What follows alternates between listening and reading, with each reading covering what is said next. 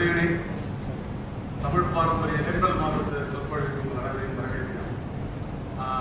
இன்றைய பேச்சாளர் தன்னுடைய உரையை ஆரம்பிக்கும் முன் தமிழ் பாரம்பரிய அறக்கட்டளை பல்வேறு நடவடிக்கைகளையும் நாங்கள் இதுவரைக்கும் செய்த காரியங்களையும் பற்றி உங்களுக்கு ஒரு சின்ன அறிமுகம் கொடுக்கறதுக்காக வந்திருக்கேன். தமிழ் பாரம்பரிய அறக்கட்டளை என்பது பேராசிரியர் சுவாமிநாதன் அவர்களாலும் பத்ரி அவர்களாலும் முன்னாடி தொடங்கப்பட்டது. நாங்கள் இந்த இடத்துல தக்கர் பாப்பா வித்யாலயால இந்த வினோபா ஹாலில் மாதம் முதல் சனிக்கிழமை சாயங்காலம் 5:30 மணிக்கு ஒரு சொற்பொழிவு தவறாமல் நடந்து கொண்டிருக்கிறது. 50 மேல இந்த சொற்பொழிவு நடந்துவிட்டன. It is one of 4 different activities that we conduct. The other activities இந்த சொற்பொழிவில் என்ன பற்றி டாபிக்லாம் பேசணும்னு நான் சொல்லிடுறேன். பல்வேறு டாபிக்ஸ்ல பல்வேறு விதமான ஸ்பீக்கர்ஸை நாங்கள் இங்கே பேச அழைத்திருக்கிறோம். அவர்களும் பேசியிருக்கிறார்கள். இவர்கள் ஃபர்ஸ்ட் ஒரு 7-8 ஸ்பீச் தவிர மற்ற எல்லா ஸ்பீச்சையும் பத்திரிகையால் வீடியோவில் பதிவு செய்யப்பட்டு எங்களுடைய வெப்சைட்டில் ஏற்றப்பட்டு நீங்கள் வேணுன்றவங்க ஆன்லைன்லேயோ டவுன்லோட் பண்ணியோ பார்த்துக்கலாம். பல்வேறு topics literature, Tamil, history, science, archaeology, arts பல்வேறு துறைகளில் பேசியிருக்கிறோம். பல்வேறு திறமைகள் கொண்ட பேச்சாளர்களை அழைத்திருக்கிறோம். Professionals, artists, engineers, perhaps one of you will also be a future speaker. டாபிக்ஸும் கேட்க வேண்டாம். ஆலவாய் நகரம் ஆசிரியர் ஒரு மதுரை பற்றி எழுதின புத்தகத்தை பட் அனந்தரங்க பிள்ளை பற்றி ஒருத்தர் பேசினார். தமிழ் சினிமா பற்றி தேடர் பாஸ்கர், சிலப்பதிகாரத்தை ஒரு பயணம் உண்டாக்குறது சிவகுமார் என்பவர், தொல்காப்பியத்தை பற்றி பத்திரி பேசினார், கூத்தூர்களை பற்றி 2 மாதம் 3 மாதம் முன்னாடி ரகுராமன் என்பவர் பேசினார். இப்படி பல்வேறு டாபிக்ஸில் பல்வேறு பேச்சாளர்கள் பேசியிருக்கிறார்கள். இது ஒரு சில காட்சிகள். லலிதாராம் என்பவர் எஸ்ராஜன் பற்றி ஒரு பயோகிராஃபி பண்ணுறச்ச அதையும் ஃபினிஷ் பண்ணேன். பிரேக் பண்ணுறது ஒரு ஸ்காலர் பேசினேன். பரதநாட்டியம் பற்றி இதை தவிர நாங்கள் வருஷம் ஒரு 4 வருடங்களாக சைட் செமினார் அப்படின்னு ஒரு ஆக்டிவிட்டி நடத்திருக்கோம். இது என்னன்னா ஒரு இன்ட்ரெஸ்டிங் பிளேஸை சூஸ் பண்ணி அந்த இடத்த ரொம்ப ஆழமாக பார்த்து அதை பற்றி எத்தனை டாக்குமெண்ட்ஸ் படிக்க முடியுமோ, என்ன புத்தகம் இருக்கோ, என்ன ரிசோர்ஸ் இருக்கோ, ஒருத்தருக்கு ஒருத்தர் நாங்களே கலந்துரையாடையோ இல்லை ஒரு பவர் பாயிண்ட் ப்ரெசன்டேஷன் தயாரிச்சோ எங்களுக்கே நாங்கள் ப்ரெசென்ட் பண்ணி ஒரு வீக்லி ஒரு 5-6 வீக்ஸ் மீட் பண்ணி ப்ரெசென்ட் பண்ணி பேசிக்கிற ஒரு ஆக்டிவிட்டி. இதில் நாங்கள் 2010 மாமல்லபுரம், 11 அஜந்தா எல்லோரா, 12 புதுக்கோட்டை, ஜனவரி 2013 ஸ்ரீரங்கம் ஆகிய 4 இடங்களுக்கு போயிருக்கோம். அடுத்த வருஷம் குஜராத் போகிறதா இருக்கும். குஜராத்தில் துவாரகா, இண்டஸ் வேலி, தொலவிரா அப்படிங்கிற ஒரு இண்டஸ் வேலி சைட், மொதேரா சன் டெம்பிள், இந்த மாதிரி சில இடங்கள் இன்னும் பிளான் பண்ணிட்டு இருக்கோம். நீங்கள் யாராவது எங்களோட வரணும்னாலோ, இந்த குரூப்போட இந்த மாதிரி ஆக்டிவிட்டிஸ் கலந்துக்கணும்னாலோ எங்களோட நீங்கள் சேர்ந்துக்கலாம். அந்த சேர்ந்துக்கிற இமெயில் விஷயங்கள்லாம் கடைசியில் சொல்கிறேன். இது எக்ஸாம்பிள் ராக்ஃபோர்ட் மேலே மகேந்திரவர்ம பல்லவன் செய்த ஒரு குடைவரை கோயிலில் நாங்கள் ஸ்ரீரங்கம் போயிருக்கும்போது எடுத்த படம் இது. இது தவிர இந்த சமீபத்தில் ஸ்ரீரங்கம் போன காட்சி அஜந்தா எல்லோரால கைலாசநாதர் கேட்க, மாமல்லபுரம் அண்ட் புதுக்கோட்டையில் நார்த்தாமலைங்கிற ஒரு இடத்துல விஜயாலயச்சோழீஸ்வரன் ஒரு கோயில் இருக்கு. 3வது ஆக்டிவிட்டியாக நாங்கள் லாஸ்ட் இயர் ஆரம்பித்தோம். ஒரு 2 years பேக் ஆரம்பித்தோம். ஆக்சுவலாக டிசம்பர் மாதம் மெட்ராஸில் எஸ்பெஷலி கர்நாடக சங்கீத கச்சேரிக்கு பிரபலமான டைமில் பரதநாட்டிய கலைக்கும் கர்நாடக சங்கீதத்துக்கும் முக்கியத்துவம் கொடுத்துருச்சு. நம் பாரம்பரியத்தில் பல்வேறு பரிணாமங்கள் இருப்பதால் மற்ற ஒரு சில பாரம்பரிய விஷயங்களை பற்றி பேச்சு கச்சேரி நடத்தலாம். அது பாடல் கச்சேரி தான் இருக்கணுன்ற ஒரு கான்செப்டில் பேச்சு கச்சேரி இன்ட்ரடியூஸ் பண்ணோம். முதல் வருஷம் ராகசுதா ஹாலில் மாமல்லத்தில் அர்ஜுன் தபஸ்ஸர் சிற்பம், சிற்பக்கலை பற்றி விஸ்வகர்மா உமாபதி ஸ்தபதி என்பவர், அப்புறம் சங்ககால இலக்கியத்தை பற்றி ஜெயமோகன் என்பவர், இந்த மாதிரி ஒரு சில நிகழ்ச்சிகள் எடுப்போம். இந்த வருஷம் என்ன பண்ணோம்னா பெயிண்டிங், இந்தியன் பெயிண்டிங் ட்ரெடிஷன் அப்படிங்கிற ஒரு தீமா எடுத்துக்கிட்டு அதில் கேவ் பெயிண்டிங்ஸ்லேருந்து பல்லவர் காலம், அஜந்தா பெயிண்டிங்ஸ், பாண்டியர் சிதம்பரவாசல் பெயிண்டிங், தஞ்சாவூரில் சோழர் கோயில், தஞ்சாவூர் பெரிய கோயிலில் இருக்கிற சோழர் பெயிண்டிங், அப்புறம் நாயக்கர் காலத்து பெயிண்டிங் தமிழ்நாடு முழுக்க நிறைய இடங்கள் இருக்கிறது. இதை எல்லாத்தையும் பற்றி பல சொற்பொழிவுகளை அரேஞ்ச் பண்ணியிருக்கோம். இதில் ஒரு நல்ல கூட்டம் வந்தது. அடுத்த வருஷமும் இந்த வருஷமும் நடத்ததா இருக்கும். முக்கால்வாசி ஸ்ரீரங்கத்தை நாங்கள் சைட் செமினார் பண்ணதையே ஸ்ரீரங்கை பற்றி இருக்கிற சில ஒரு தீமா எடுத்துட்டு அதை பற்றி ஒரு 5 நாள் சொற்பொழிவு எடுக்கலாம். ஃபைனலாக சம்மர் கேம்ப் அப்படின்ற, அதாவது மற்ற 3 ஆக்டிவிட்டியும் கொஞ்சம் சீரியஸாக அடல்ட் ஓரியன்டாக இருந்தால் அது கொஞ்சம் குழந்தைகளுக்கு போய் சேரணும், ஸ்கூல் படிக்கிறவங்களுக்கும் கொஞ்சம் இந்த மாதிரி பாரம்பரிய விஷயங்களும் கலாச்சார விஷயங்களும் தெரியணுன்றதுக்கோசரம் ஒரு 2 வருஷமா பண்ணிட்டு இருக்கோம். இப்போ இந்த வருஷம் மே மாதத்தில் பண்ண போகிறோம். இதில் வந்து பல்வேறு indoor and outdoor activities, lectures, demonstrations, art lessons, topics varying from science, art, everyday life, poetry எல்லாம் இருக்குது. ஒரு 2 வருஷம் முன்னாடி இந்த ஹாலில் பண்ணோம். ஸோ அதில் பல்வேறு டாபிக்ஸ், அதாவது சுவாமிநாதன் சார் மாமல்லபுரத்தை பற்றி பேசுகிறார், சயின்ஸை பற்றி ஒரு சின்ன டெமான்ஸ்ட்ரேஷன் பண்ணோம், ஃபோட்டோகிராஃபியை பற்றி சித்தார்த்தன் ஒரு ஃப்ரெண்டு பேசினார், டேன்கிராம்ன்ற ஒரு டிசைன் கான்செப்டை பற்றி சிவராமகிருஷ்ணன் பேசினார். அதில் சில காட்சிகள் நீங்கள் பார்க்குறீங்க. ஸோ இதுதான் அந்த டேன்கிராம் அப்படிங்கிறது.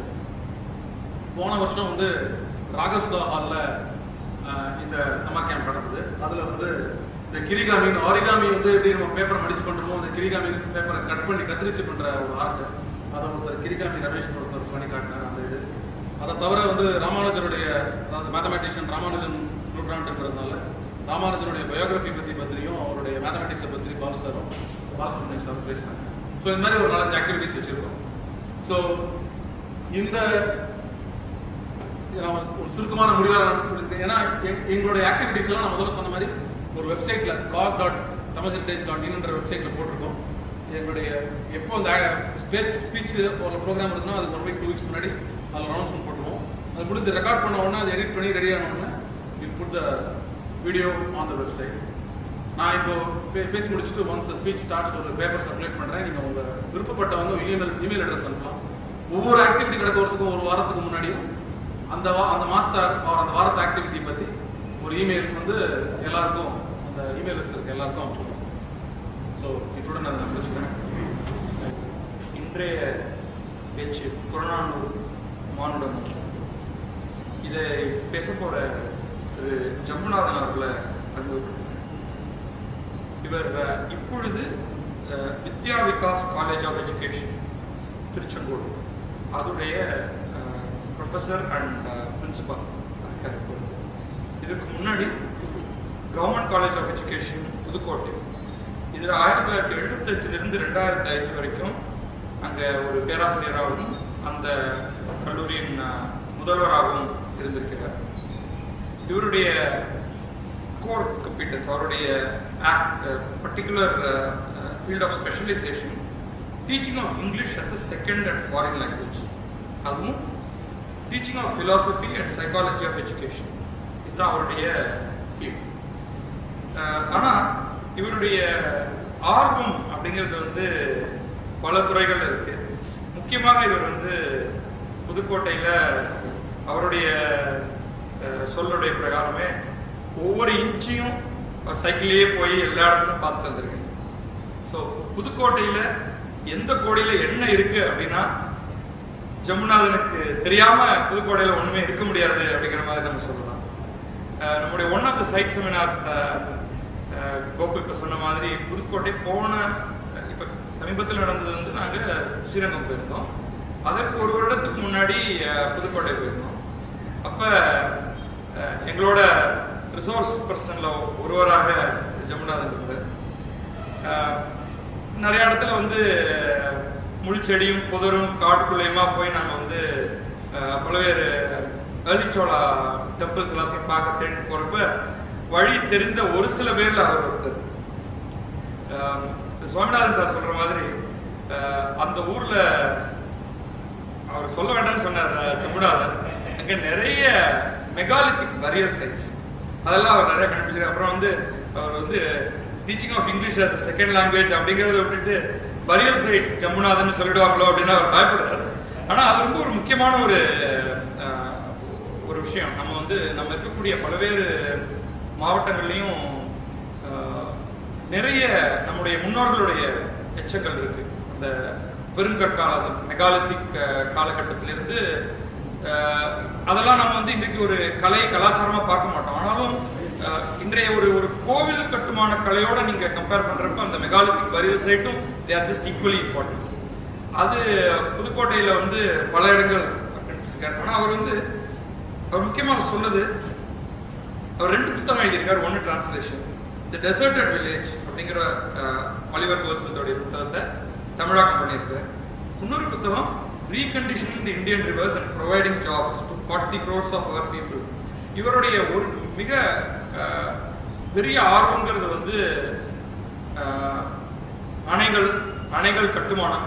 இப்போ அவர்கிட்ட கொஞ்சம் பேசினுக்கிறப்ப கூட வந்து புதுக்கோட்டை தான் ஒரு பெரிய மாடல்.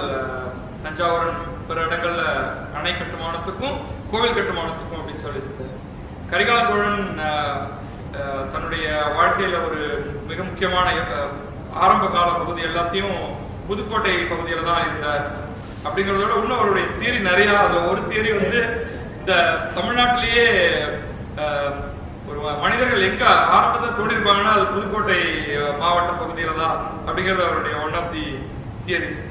புதுக்கோட்டை மேல அவருக்கு இருக்கிற ஒரு பற்றை தான் அது காண்பிக்கிறதுன்னு சொல்லலாம். நான் வந்து என்னுடைய மாவட்டத்தில் தான் தோன்றுறது. அஃப்கோர்ஸ் நான் சும்மா விளையாட்டுக்காக சொல்றேன். அவர் வந்து ஒரு ரீசனபிள் எவிடன்ஸோட அவர் பேசுறார். இன்றைக்கு பேச போற டாபிக் பத்தின ஸ்பீச் நான் முன்னாடியே ஒரு முறை பார்த்துட்டேன். ஆனால் அதை பத்தி நான் ஒன்றும் சொல்ல போறதில்லை. புறநானூரை பத்தி உங்களுக்கு தெரிஞ்சிருக்கும். அதை பத்தின ஒரு இன்ட்ரோடக்ஷனையும் சில புறநானூற்று பாடல்கள் அதோடைய அர்த்தம் அதோடைய உள்ளர்த்தத்தையும் முன்னாடி நமக்கு சொல்ல போற சங்க இலக்கியங்கள் தமிழுக்கு நமக்கு கிடைச்சிருக்கிற ஒரு யூனிக் கொடை. இது வந்து உலக இலக்கியங்கள்ல நம்முடைய தமிழ் சங்க இலக்கியம் மாதிரியான ஒரு இலக்கியம் கிடையாது. அதற்கென்று சில ஸ்பெஷாலிட்டி இருக்கு. அத பிற நாகரிகங்களுடைய இலக்கியங்களோட வேறுபடுத்தி காட்டுறதுக்கு நிறைய விஷயங்கள் இருக்கு. அத ஜமுனாதன் அவர்களையே விளக்கி சொல்றதுக்காக most respected and worshipful Professor Swaminathan, his sincere and devoted disciples, OABs and dignitaries. I am extremely happy to be here this evening and to share some of my innermost ideas, thoughts, concepts about Purananuru with you. Of course, Purananuru is an ancient literature. And of course, if I go off the tangent, what is literature and in what way that will be useful to the human race, if you analyze that, you know, that will be another long lecture. Anything written or spoken is literature. Now we talk about medical literature also. But generally, literature refers to poetry, novels, short stories, etc. And generally it is said that literature reflects the culture of a society, reflects. And vice versa, you know. Literature can also influence culture and society. And most of the people say that 19th century and the first part of 20th century Europe is largely the influence of Balzac. Balzac was literary author. Similarly, the greatness of USA may be traced to Robert Frost. You might have studied some of Robert Frost's poems, Walt Whitman, and before that, long back, Ralph Waldo Emerson. And in America, there were a number of very great authors. And one Nobel laureate, I think probably a professor may know that, John Steinbeck. He got the Nobel Prize for his great novel, Grapes of Wrath. And that was a novel. And that novel influenced America. In America, there is a place called Dust Bowl. And he described that Dust Bowl in his novel. And when he got the Nobel Prize, John Steinbeck, he went to that particular place and he spent all the amount on that. So I'm not saying that America is I'm not talking like that. To very great extent, America is what it is because of the influence of Ralph Waldo Emerson, Robert Frost, Walt Whitman, and a number of others. Similarly, Europe, I told you, Balzac, and going back, 16th century Europe, or 16th century England, Britain, The sun never sets in the British Empire. That may be probably due to the influence of Shakespeare and a number of other people. So in every country, if the country or the culture is very great, you can find very good literature. And vice versa, if there is very good literature, there will be very great cultural development and there will be a very good civilization. For example, Africa and other countries. Of course, there may be a number of reasons for that backwardness. And according to general view, one of the reasons may be the poor literature. So literature is a very important thing. And as I told you, anything that is written is outspoken is literature. But generally poetry and other things. And Purana, going to talk about Purana, I'm talking off the tangent here. Because I should like to tell you that, because usually I consult Professor Swaminathan. Sir, I think that Purananuru is the gem. Or if we consider Sangam literature as the Himalayan mountains, Purananuru may be considered as the Everest peak. Or going one step ahead, we can say that Purananuru may be considered as the crown of world literature. Probably this may be a jolt to you. After having read Shakespeare, Robert Frost, number of other things, this old man says that Purananuru is the crown of world literature. How is it? So probably I am going to discuss that, and still I am not well organized about this. This is something new topic. Because here in Tamil Nadu, everybody talks about Tirukkural and other things. Very few people talk about Purananuru. And sometimes, when I was talking to Professor Swaminathan, sir, I have written some article about immediately, because he is our Guru Maharaj. Sir, kindly excuse me. He is our Guru Maharaj. Munathan, don't be a parochialist. Don't be a pessimist.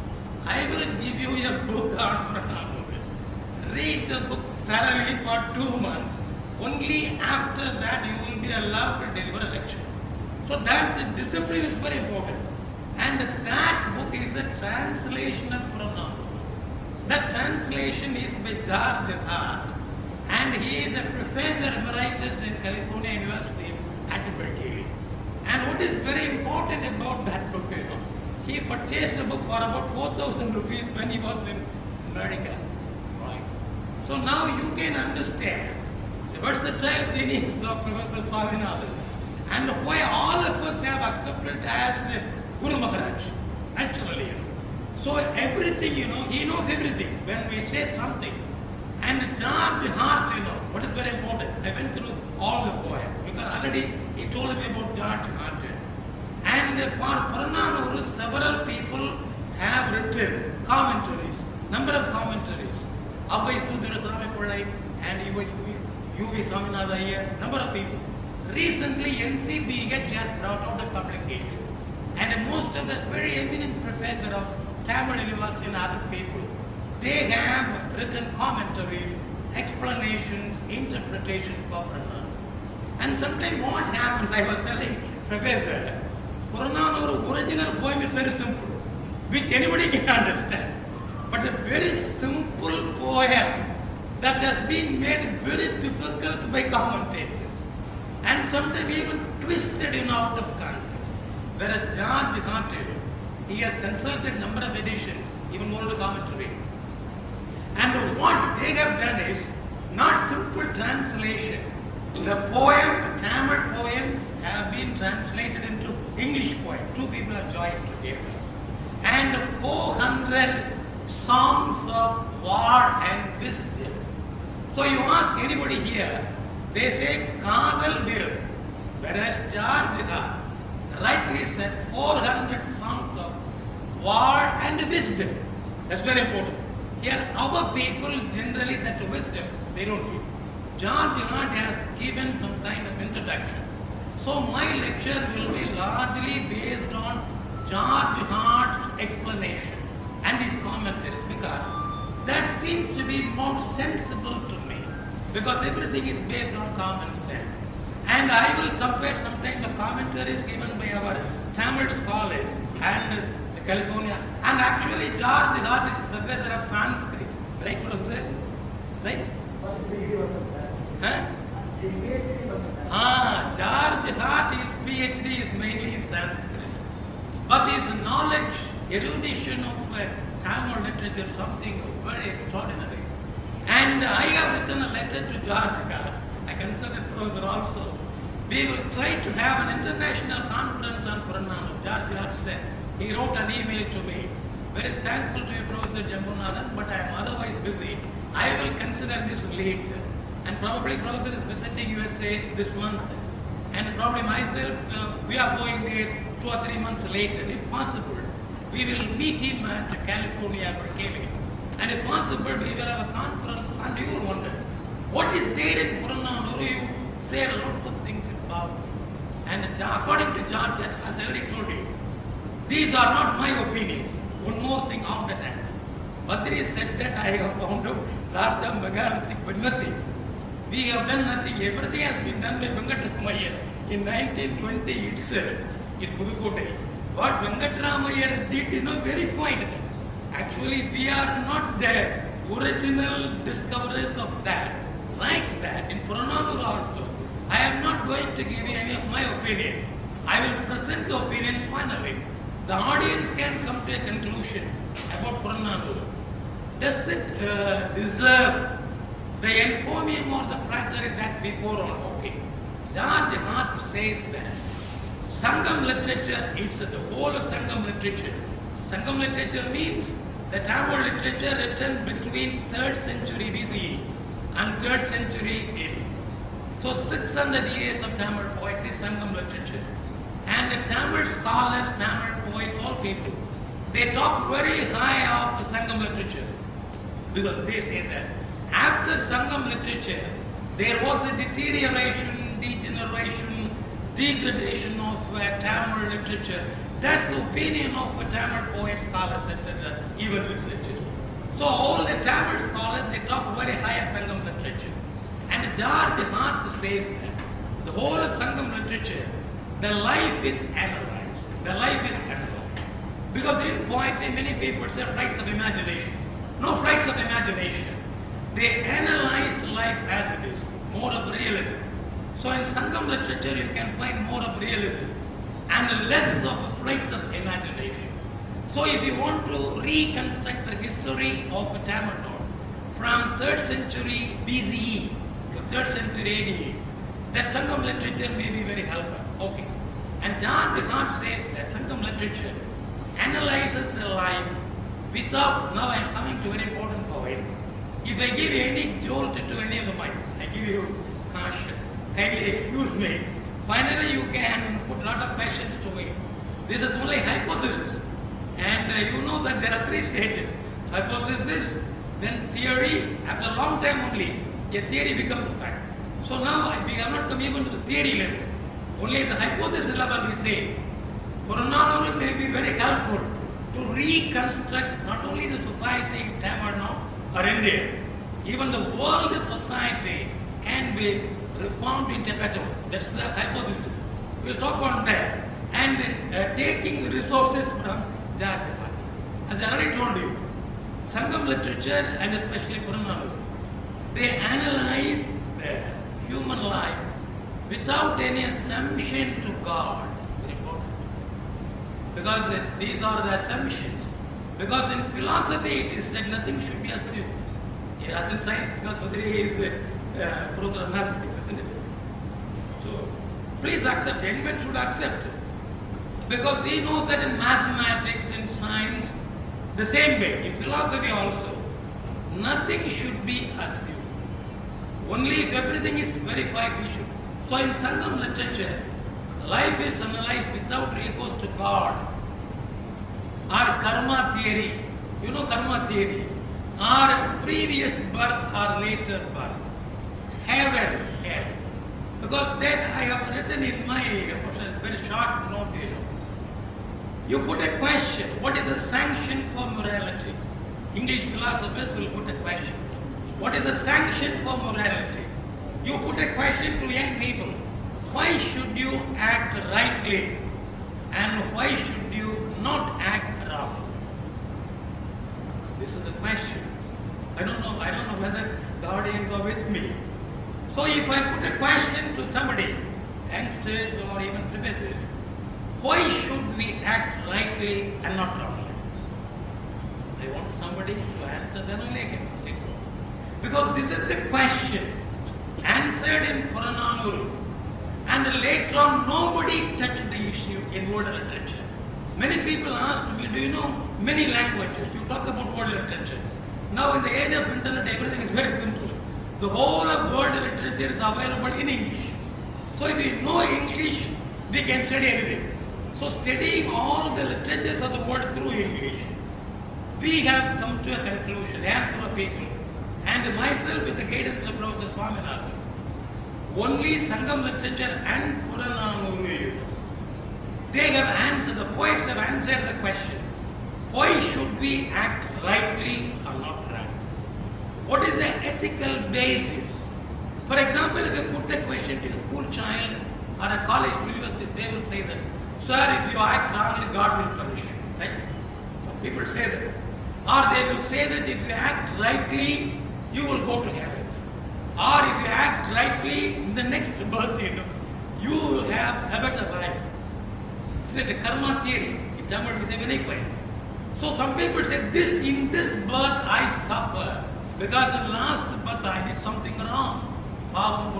Isn't it? These are all assumptions. Please tell me. Even for God is an idea. There's something new in Western philosophy say. God is not an entity. So this is a hypothesis. God is not an entity. God is an idea. Heaven is an idea. Hell is an idea. All these are ideas.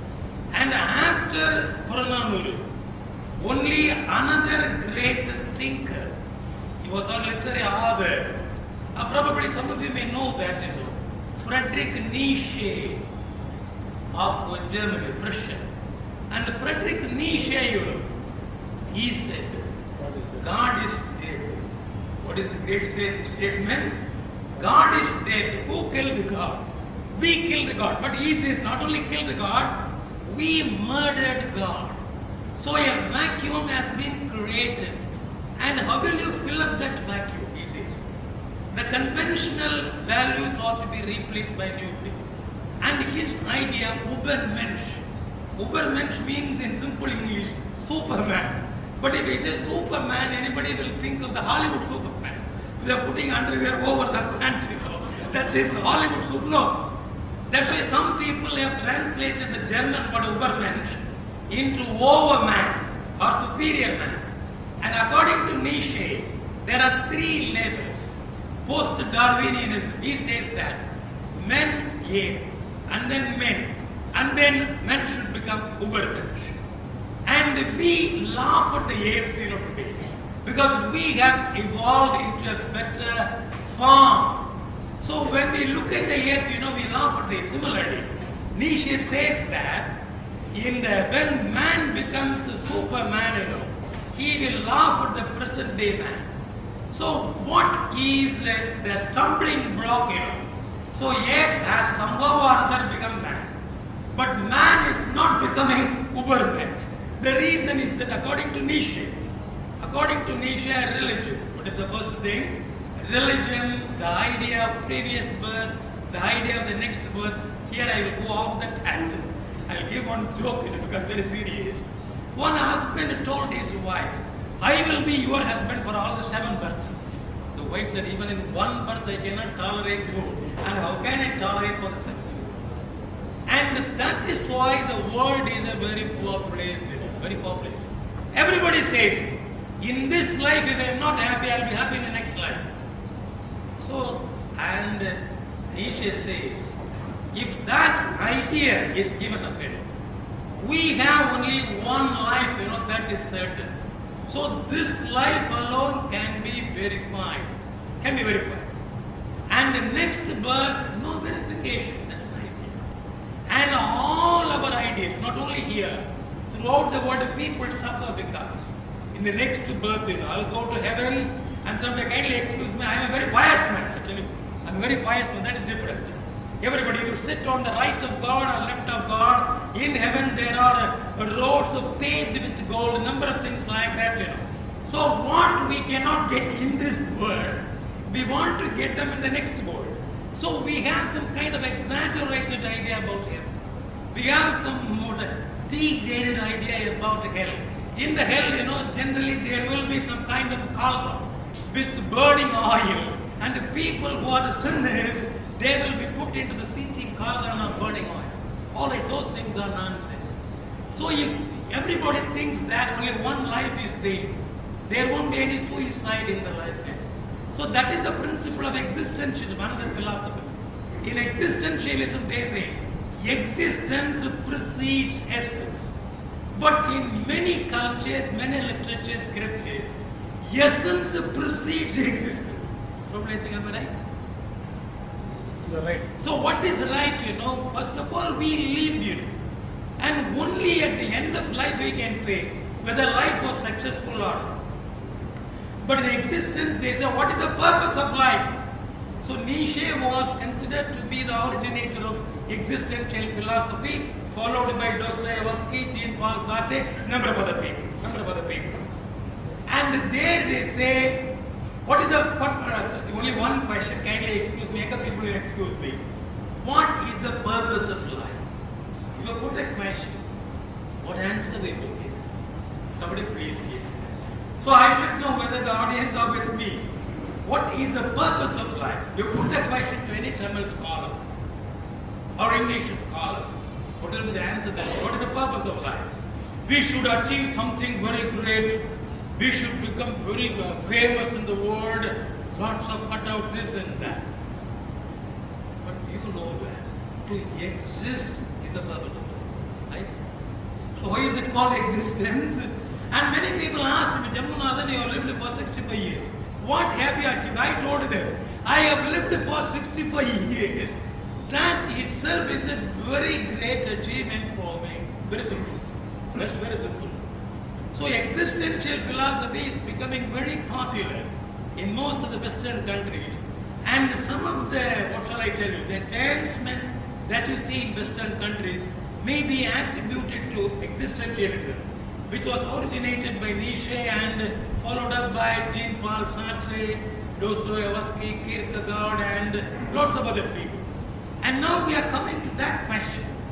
Number of things, concepts have been explained in existentialism.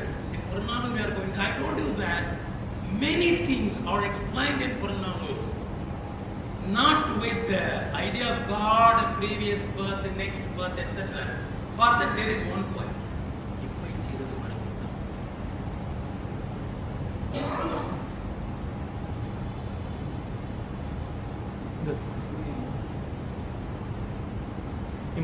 There is only one line here, and we are too emotional about that. And for one line, there is, because generally literatures are not to be compared.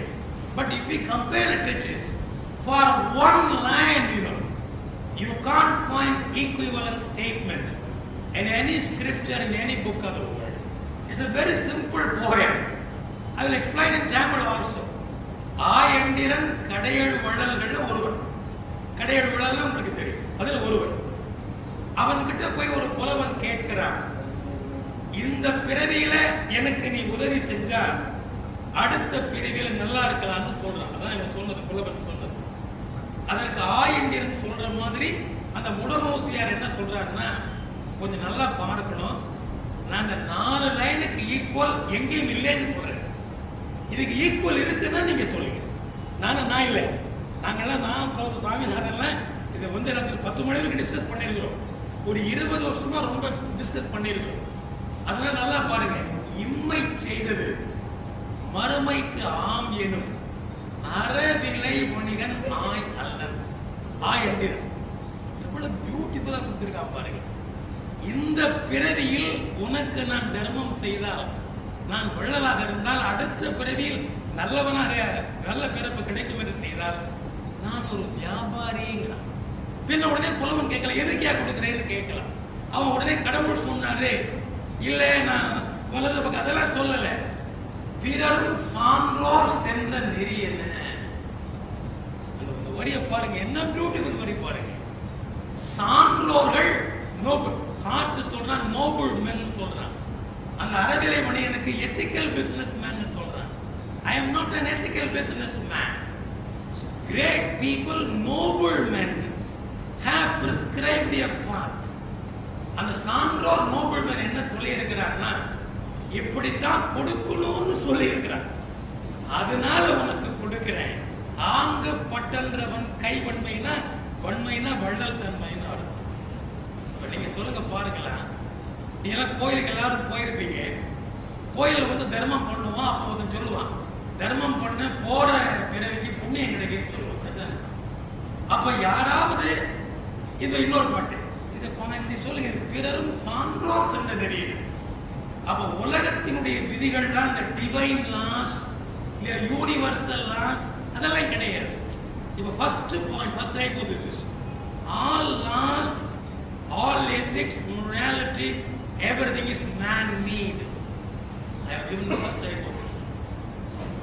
இந்த hypothesis சரியா நீங்க அப்புறம் தான் தியரிக்கு போறோம். So shall I ask somebody, hypothesis correct ah? All laws, உலகத்தில் உண்டான அத்தனை சட்டங்களும் இப்ப தெய்வீக சட்டம், டிவைன் லா, யூனிவர்சல் லா, நேச்சுரல் லா ஒண்ணுமே கிடையாது. உலகத்தில் ஒண்ணுமே கிடையாது. சான்றோர்கள் அந்த நாட்டில் நோபல்மேன் கூடி என்ன வழி வகுத்து வச்சிருக்கிறாங்களோ, நான் அது சரியா தப்பான பார்க்கலாம் சொல்லல. பிறரும் சான்றோர் சென்ற நெறியன ஆங்கு பட்டென்றவன் கைவன்மையே. இந்த மூணாவதுல எனக்கு இணை இல்லைன்னு நாங்க எல்லாம் பேசிட்டு இருக்கிறோம். ரைட். இப்போ கடையெழு விழல இன்னொருத்தன் பேகன், அந்த பாட்டு மறுமை நோக்கின்ற இல்ல, மறுமை நோக்கி look at this, you know. அது எல்லாத்தையும் விட்டுருங்க. அந்த மயிலுக்கு வந்து போர்வை கொடுத்தவன் பேகன். அவன் சொல்றான், அந்த மஞ்சைன மயில் ஈத்த எம்கோ கடாயானை களிமான் பேகன். யானைகள் நிறைய வச்சிருக்கிறான். அவன்கிட்ட குதிரை இருக்கு, களிமான் குதிரை இருக்குது. அவனை பாருங்க, அந்த கடைசி மூணுல என்ன முக்கியம், முதல்ல வேண்டாம், எத்துணை ஆயினும் ஈதல் நன்று என. எப்படி இருந்தாலும் ஈதல் நல்லது. அது என்ன காரணம் சொல்றான் பாருங்க பேகன். மறுமை நோக்கின்றோ அன்று, அடுத்த பிறவியில புண்ணியம் கிடைக்குன்னு கொடுக்கலையா, எது கொடுக்கிற, பிறர் வறுமை நோக்கின்ற அவன் கைவன்மையே. இப்ப நீங்க பாத்தீங்கன்னா நம்ம எல்லாரும் கொடுக்கும்போது அந்த பெக்கருடைய வறுமையை போக்குறதுக்கு 99 பேர் கொடுக்கறது இல்லை. எது கொடுக்குறோம், போற வழிக்கு நமக்கு புண்ணியம் கிடைக்கும்னு பார்க்கிறோம். அப்புறம் கோயிலுக்கு போனா தர்மம் பண்ணணும்னு ஒரு சட்டம் வச்சிருக்காங்க. இல்லை, இப்ப பாருங்க, கிட்டத்தட்ட 2000 ஆண்டுகளுக்கு முன்னாலேயே எல்லாமே மேன் மேடு தான். சான்றோர்கள் தான் வழி வகுக்கணும் எல்லாத்துக்குமே. இப்ப அடுத்த பாட்டு போடுங்க, தென்கடல் வளாகம் ஒரு மாதிரி.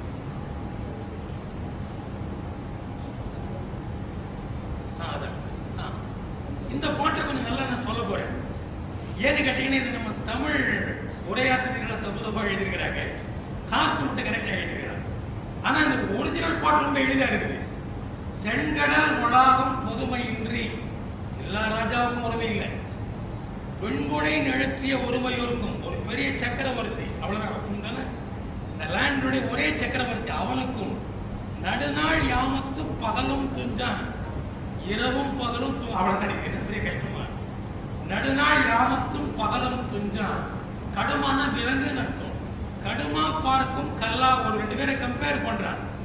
ஒரு பெரிய சக்கரவர்த்திக்கு எம்பரருக்கும், படிக்காத ஒரு வேடுவனுக்கும், ஒரு ஹண்டருக்கும், உண்பது நாடி உடுப்பது 2 தான். எவ்வளவு நிறைய சாப்பிட முடியும்? உண்பது நாடி 2 ட்ரெஸ் போல், கீழே ஒண்ணு மேல ஒண்ணு.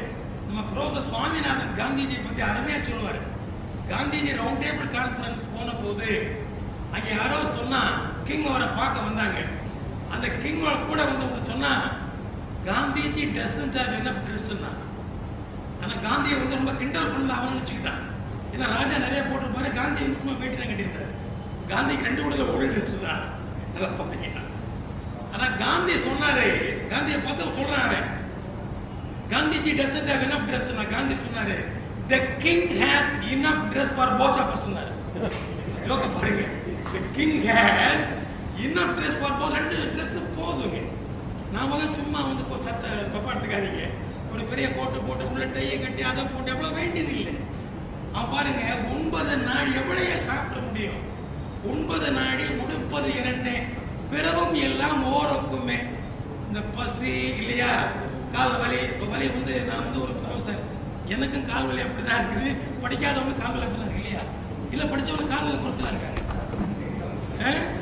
பிறவும் எல்லாம் ஓரக்குமே தான் அர்த்தம். கால் வலி எல்லாருக்கும் ஒரே மாதிரி தான் இருக்கு. எல்லாமே எல்லாம் 2 பேருக்கும் ஒரே மாதிரி தான் இருக்குயா.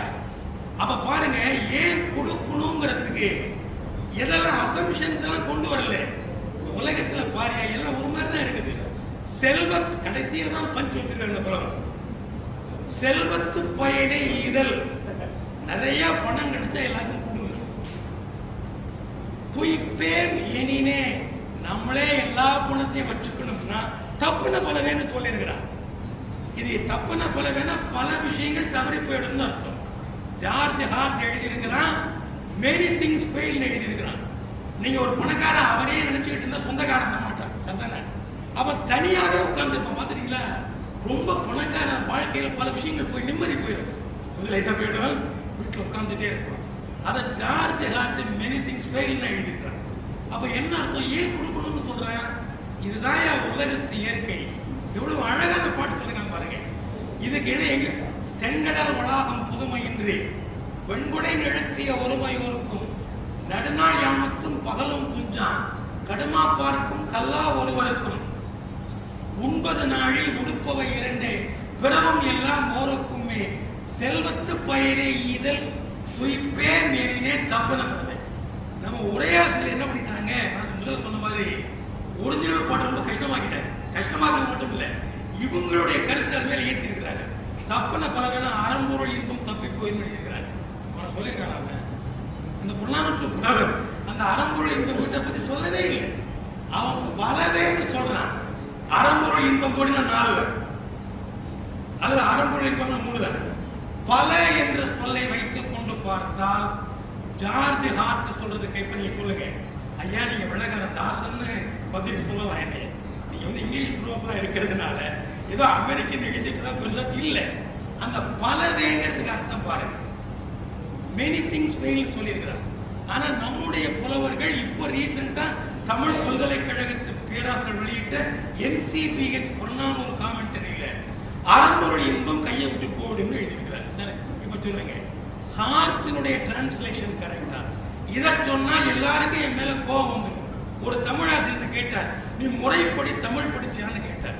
இந்த தமிழாசிரியர்களை முதல்ல தாக்குறது எப்படின்னு கேட்டீங்கன்னா, நான் கேட்ட முறைப்படி ஜார்ஜ் ஹார்ட் கூட படிக்கல, அவர் சான்ஸ்கிரிட்ல தான் PhD. இப்ப அவர் எப்படி சொல்லியிருக்கிறார்? நம்ம ஊர்ல எல்லா டாக்டரேட் வாங்குறவங்க 8 பேர், அவங்க வந்து அறம்பொருள் இன்பம் கையை விட்டு போடுன்னு சொல்லியிருக்காங்க. இப்ப நீங்களே பாத்தீங்க. அப்போ என்ன சொல்றான்? ஏன் அறம் செய்ய வேண்டும் என்பதற்கு மனித வாழ்வைத்தான் சொல்லுகிறான். எதை சொல்லவில்லை? கடவுள் உனக்கு நன்மை பண்ணுவாரு, கடவுள் உன்னை காப்பாற்றுவார், அப்படியெல்லாம் சொல்லலை. உலகத்தின் இயற்கை பாய்வு, இந்த இயற்கைப்படி இருந்தால் வாழ்க்கை நன்றாக இருக்கும்.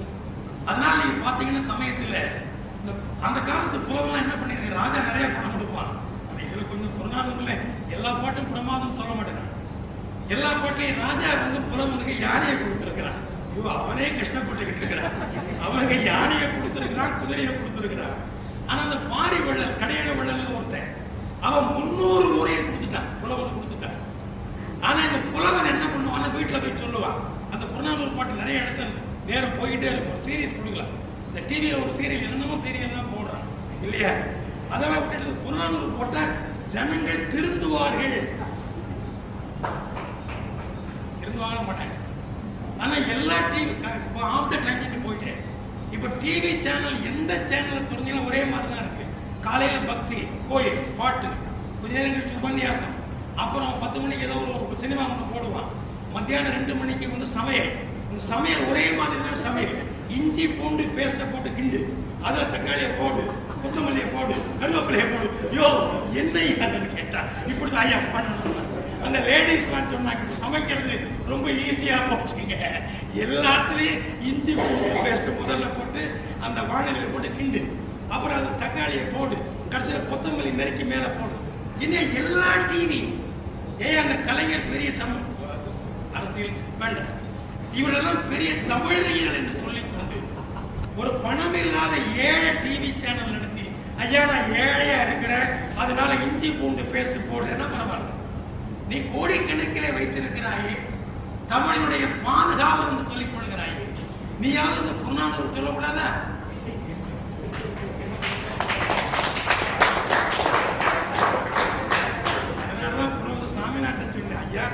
பேசுனா சண்டை கிண்டா வந்தாலும் கொஞ்சம் வந்தா பரவாயில்ல, கொஞ்சம் ஒரு பிரிஸ்கா இருக்கட்டும்.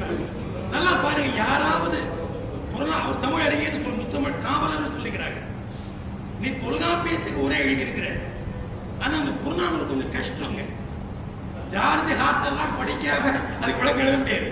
இப்ப தப்புனா பலதேன்னு ரெண்டே சொல் தான் கொடுத்துருக்கிறேன், அதனுடைய பொருள் எவ்வளவு பலன்னு கொடுத்துருக்க. நல்லா பாருங்க, பலன் தான் கொடுத்துருக்காங்க.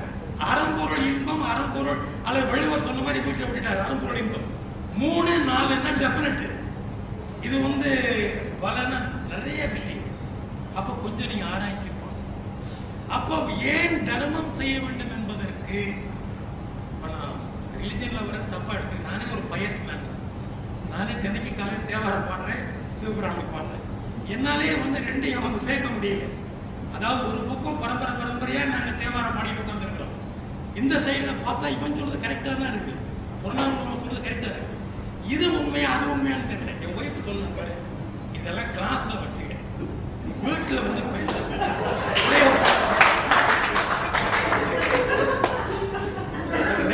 கிளாஸ்ல வச்சுக்க. 43 வருஷமா இதை கேட்டு எனக்கு அழுத்து போச்சு. நான் கோயிலுக்கு மணி வாங்கிட்டேன், நீ என்ன சொல்ற, மணி வாங்குற கட்டணத்துக்கு பணத்துக்கு ஒரு பையனுக்கு ஸ்காலர்ஷிப் கொடுன்னு சொல்றேன், அதெல்லாம் என்னால பண்ண முடியும். ஆனா என் ஒய்ஃபும் தமிழாசிரியை தான், முறைப்படி தமிழ் படித்து. ஏன்னு கேட்டீங்கன்னா, சமுதாயத்தில் எல்லாரும் எப்படி செய்கிறார்களோ அப்படிதான் நம்ம போறோம். அதான் சொன்ன பிறரும். அப்ப சான்றோர்கள் சரியான வழியில போனா நல்லா பாருங்க, மற்ற மக்கள் வருவாங்களா வரமாட்டாங்க. ஒருத்தர் என்ன கேட்டா, நீ என்ன பெரிய பிஸ்தாவா, நீ என்ன பெரிய பொண்ணாக்கா, உலகத்தை உன்னால திருத்த முடியுமான்னு கேட்டான். நாங்க மோட்டிவேஷன் லெக்சர்ஸ் கூட கொடுக்கிறோம். ஏன்னா கொஞ்சம் சொன்னார்கள் கவனிக்கல. என்னுடைய ப்ரொஃபஷன் என்னன்னு கேட்டீங்கன்னா, இங்கிலீஷ் டீச்சிங் மட்டும் இல்லை, சைக்காலஜி எல்லாம் நடத்துறேன், பிலாசபி எல்லாம் நடத்துறேன். அது அந்த மோட்டிவேஷன் லெக்சர்ஸுக்காக நிறைய மோட்டிவேஷன் வீடியோஸ் இருக்குது, பார்த்துருப்பாரு. அதுல ஒரு வீடியோ நான் ஒரு 50 தடவை பார்த்துட்டேன். அது அமெரிக்காவில், நம்ம இந்தியாவில் தான் பண்ணியிருக்காங்க, ஹிந்தியில் பண்ணியிருக்கிறாங்க. அது தமிழ் அப்படி ரொம்ப பியூட்டிஃபுல்லாக பண்ணியிருக்கிறாங்க. 2 நிமிஷம் தான் அந்த படம் ஓடுது. அந்த படத்தை எல்லா பள்ளிக்கூடத்திலையும் கட்டாயமா போட்டு காட்டணும். சரியா தப்பா நீங்க சொல்லுங்க. ரீசெண்டா வந்த வீடியோங்க, அதுல யார் பார்த்தீங்கன்னு தெரியாது. நான் ஒரு 50 தடவை பார்த்துருப்பேன், தினைக்கு பார்க்கிறேன். என்னன்னு கேட்டீங்கன்னா, மழை பெஞ்சிட்டு இருக்குது. ஒரு தரவு சென்னை மாதிரி ஏதோ ஒரு டெல்லி ஹிந்தியில பேசுறாங்க. மரம் குறுக்க விழுந்துருச்சு, விழுந்தவொடனே டிராபிக் ஜாம் வந்துருச்சு.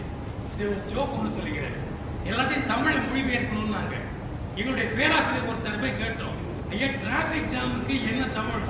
போக்குவரத்து பஞ்சாப். போக்குவரத்து பஞ்சாப். இப்போ அந்த பின்னி பாருங்க, அந்த மாதிரி மவுண்ட் ரோட்ல ஒரு மரம் விழுந்துருச்சுன்னா என்ன நடக்கும்னா 2 நிமிஷம் தான் திங்க் பண்ணிருக்கிறாங்க. எல்லாரும் சண்டை போடுறான், என்னையா கவர்மெண்ட் என்ன பீடி ஒட்டி மரத்தை இடத்துல பேசிக்கிட்டே இருக்கிறான். எல்லாம் கார் கூட வரிசையா நின்றுச்சு. அதை போய் காட்டுற வீடியோ. ஒரு சின்ன பையன் பள்ளிக்கூடத்துக்கு போற 4ஆம் கிளாஸ் பையன், அந்த பையன் ஓரமா அப்படி வச்சான். அவன் போய் மரத்தை தள்ளினான். அவனால தள்ள முடியும், தள்ளி தள்ளி பார்க்கறான், அவனால முடியல. அவன் தள்ளிக்கிட்டு இருக்கும் போது பின்னாடி 2 காலேஜ் கேர்ள்ஸ் 2 பேர் பார்க்கிறேன். பாவம் இந்த பையன், அவங்க தள்ளுறான், அவங்களாலே முடியல. இன்னும் ஒரு 4 பேர் தள்ளணும். ஒரு 3 நிமிஷத்துக்குள்ள 2 நிமிஷம் தானே படம் முடியுது. ஒரு 50 பேர் மரத்தை தூக்கி அந்த பக்கம் வச்சுட்டான்.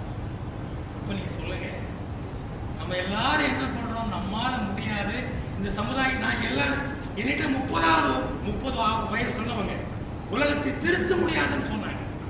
ஆனா எங்களை போன்ற வயதான நம்புறோம், உலகத்தை திருத்த முடியும். இப்போ அந்த வீடியோ கரெக்டா தப்பா யாராவது ஆரம்பிக்கணுமா வேண்டாம், உடனே சொல்லலாம் எல்லாரும் லஞ்சம் வாங்குறான், எல்லாரும் எல்லாரையும் திருத்த முடியும். அதுதான் லிட்ரேச்சர். இப்ப அடுத்தாப்புல ஒரு பாட்டுக்கு வர போறோம். புறநானூற்று புலவன் லேசப்பட்டவன் இல்லைங்க. அவனுக்கு இருந்த தைரியம் யாருக்குமே கிடையாது, யாருக்குமே தைரியம் கிடையாது. ராஜாவையே காமெண்ட் பண்ணிருக்கிறான். என்ன பண்ணிருக்கிறான்? இப்பெல்லாம் நம்ம கவர்மெண்ட்டை பத்தி பேசினா உள்ள வச்சுடுறாங்க இல்லையா? நேற்று கட்சியல்னு ஒரு ஜட்ஜி சொல்லியிருக்கிறாரு, அவருக்கு ஒரு 25 காண்டம்னேஷன் கொடுத்துருக்காங்க. கட்சியல் ஒழுங்கா இருக்குது, யாராவது ஜட்ஜி, பிரஸ் கவுன்சில் ஆஃப் இந்தியாவுடைய ஜட்ஜி, அவருக்கே அந்த கதின்னா என்ன மாதிரி ஒருத்தர் இதை பேசி வெளியில போயிட முடியுமானா? போக முடியாது. ஆனா அந்த காலத்து புலவன் ராஜா எப்பவுமே பட்டாக்கத்தி வச்சிருப்பான், உருவி வெட்டியே விடுவான். ஆனா புலவன் பயப்படல. அதுக்கு ஒரு பாட்டு இருக்கு. சோழன் குளமுற்றத்து துஞ்சிய கிள்ளி வளவன் அந்த மலையமான் திருமுடிக்காரியோட சண்டை போட்டான், ஜெயிச்சிட்டான். அந்த சோழன் குளமுற்றத்து துஞ்சிய கிள்ளவன் என்ன பண்ணான்? அந்த மலையமான் திருமுடிக்காரியுடைய குழந்தைகளை கொண்டு வந்து யானைக்காலில் போட்டு கொள்றேன்னா. இதைத்தான் வெள்ளைக்காரன் பண்ணான். திப்புவோட குழந்தைகளை வேலூர்ல கொண்டது வெள்ளைக்காரன். இப்போ இங்கிலீஷ்காரன் ரொம்ப ஜஸ்ட்னு எல்லாரும் அவனும் ரொம்ப கொஞ்சம் சார் சார் தானே வெள்ளைக்காரன் கொஞ்சம் குசும்பானவன், நிறைய தப்பு பண்ணியிருக்கிறான். ஆனா கிழவர தப்பு பண்ணியிருக்கிறான். சரிதானே? இப்போ உள்ள அரசியல்வாதிகள் ஓபனா பண்றாங்க. அவன் என்ன சொல்லான்னு பாருங்க. இந்த பாட்டு புலவி அதே பாட்டு இங்க பாருங்க. அந்த சோழன் குளமுற்றத்து துஞ்சிய கிள்ளி வளவன்ட்ட போய் புலவன் சொல்றான், நீயே புறவின் அல்லல் அன்றியும் பிறவும் இடுக்கண் பலவும் விடுத்தோன் மருகனை. மருகனை வழித்தோன்றல் அர்த்தம். நீ கிள்ளி வளவன் யார் வழியில் வந்திருக்கிற? சிபி சக்கரவர்த்தியினுடைய வழித்தோன்றலா வந்திருக்கிற. சிபி சக்கரவர்த்தி யாரு? அந்த புறாவுக்காக காலிலிருந்து சதையை வெட்டி கொடுத்தான், புறாவுக்காக கொடுத்தான். அந்த புலவன் எப்படி பிடிக்கிறான் பாருங்க, கொக்கி போட்டு எடுக்கிறாங்க. அந்த வழியில வந்த சோழன் நீ, இவரே புலனொழுது உண்மார் புண்கள் நஞ்சி தமது பகத்து உண்ணும் தன்னிழல் வாழ்ந்தர். இந்த குழந்தைகள் யாருன்னு கேட்டீங்கன்னா மலையமான் திருமுடிக்காரி. அவனும் லேசப்பட்டவன் இல்லை, எல்லாருக்கும் கொடுத்து கொடுத்து சிவந்த கைகளை கொண்டவன். அப்ப இந்த குழந்தைகள் பாரு, அவன் என்னையா பண்ணுச்சு? அவனை யானைக்காலில் கட்டி அவனை கொண்டுட்டு மலையமான் திருமுடிக்காரி. இந்த குழந்தைகள் ஒன்று என்ன பண்ணுச்சு? அவன் சோழன் ரொம்ப கோவப்பட்டு கத்தி எடுத்து வெட்டி இருக்கலாம், பயப்படுது. அவன் என்ன சொல்றான் பாருங்க, இந்த குழந்தைகளுக்கு பாரியா, களிறு கண்டி அழும் அழால் மறந்த யானை வந்து கொல்ல போகுதிய. ஆனா அந்த குழந்தை என்ன பண்ணுது? தாம் இறக்க போகிறோம் என்பதை மறந்துவிட்டு யானையை வேடிக்கை பார்த்து அழுகை மறந்துருச்சு. என்ன பியூட்டிஃபுல்லா சொல்லுங்க பாருங்க. இமேஜினேஷனே இல்ல, ரியலிசம். களிறு கண்டி அழும் அழால் மறந்த குன்றலை சிறார், தலையில என்ன கூட தடவில்லையா? குன்றலை சிறார் மன்றுனா மன்றம், மன்றம்னா சபையில, மருண்டு இப்ப அது வேர்டு இருக்குது. இந்த சபையில மருண்டு நோக்கி சின்ன குழந்தை எல்லாரும் இப்படி பார்க்குதியா? விருந்தில் புண்கள் நோவுடையார், ரொம்ப வருத்தப்படுறாங்க. கேட்டனை ஆயின், கேட்டனையில கேட்டனை, நான் சொல்றதை நீ கேட்டால் வேட்டது செய்வேன். நாங்க என்ன சொல்றோம்? இந்த குழந்தையை காப்பாற்றணும்னு சொல்றோம். நாங்கள் வேண்டுவது அதுதான், அதனை நீ செய்யும். புலவனுக்கு என்ன தைரியம் பாருங்க. இப்ப நான் அரசியலுக்குள்ள போயிடுவேன், நீங்க எல்லாம் இது நேரம் பரவாயில்ல, தூக்கி வெளில போடுங்கன்னு சொல்லுது. எல்லாரும் இப்ப சிறுவனை பத்தி பேசுறாங்க. அந்த போர் நடக்கும் பொழுது இந்த ஊர்ல குரலாக கொடுத்திருக்கிறாங்க. இந்த ஊர்ல அங்கே போய் கூட கேட்கணும். ஆனா இன்னைக்கு பாத்தீங்கன்னா போஸ்ட் போட்டுக்கிட்டு நான் தான் இலங்கை தமிழருக்கா அவார்டு இருக்கிறேன் எல்லாரும். இன்னைக்கு இப்ப சண்டே எல்லாம் முடிஞ்சு அவளை சேர்த்து சும்மா இப்ப சொல்லுங்க, அந்த புறநானூற்று புலவன் வழியிலே வந்திருந்தால் அட்லீஸ்ட் ஒரு குரல் கொடுத்திருக்கலாம். அது ஒருத்தன் கேட்டான். இருந்து ஒருத்தர் ஐக்கிய நாடுகள் சபைக்கு போனாரு. யாரெல்லாம் அரசியல் வேண்டாம். ஐக்கிய நாடுகள் சபைக்கு போகும்போது ஐக்கிய நாடுகள் சபை செஷன்ல இருக்கும்போதுல போனோம், செஷன்ல இல்லாத போது போனார். ஐக்கிய நாடுகள் சபைக்கு போறேன்னு சொன்ன செஷன்ல இருக்கும் போது போனோம். அப்ப போல இப்ப போனாரு, செஷன்ல இல்லாத போது போனார். ஏன் குரல் அந்த புறநானூற்று ராஜா இப்ப கூட உடனே சொன்னா எல்லாரும் உடனே விட்டிட முடியாது. அமெரிக்கா ஒபாமா உடனே எடுத்து ஷூட் பண்ண முடியாது. ஆனா அந்த காலத்துல ராஜா நினைச்ச உடனே போட்டு தள்ளிடல. ஆனா அந்த ராஜா கிட்ட பேசி இது கூட பரவாயில்லைங்க. இன்னொரு பாட்டு இருக்கு பாருங்க. அந்த பாட்டு பேகன் வந்து ரொம்ப கடாயாமி கலிமான் பேகன் கடையேழு வளர்ல ஒருத்தன். ஆனா கொஞ்சம் கேரக்டர் மோசம். வருத்தப்படாதீங்க, பேகனுக்கு கொஞ்சம் கேரக்டர் மோசம். அவனை என்ன உங்களுக்கு தெரியும், சிலப்பதிகார மாதிரி. அவன் ஒரு புலவன், ஒருத்தன் இல்லை, கபிலர் பரணர் 3 புலவர் கூடி பேகன்கிட்ட போய் அந்த பாட்டை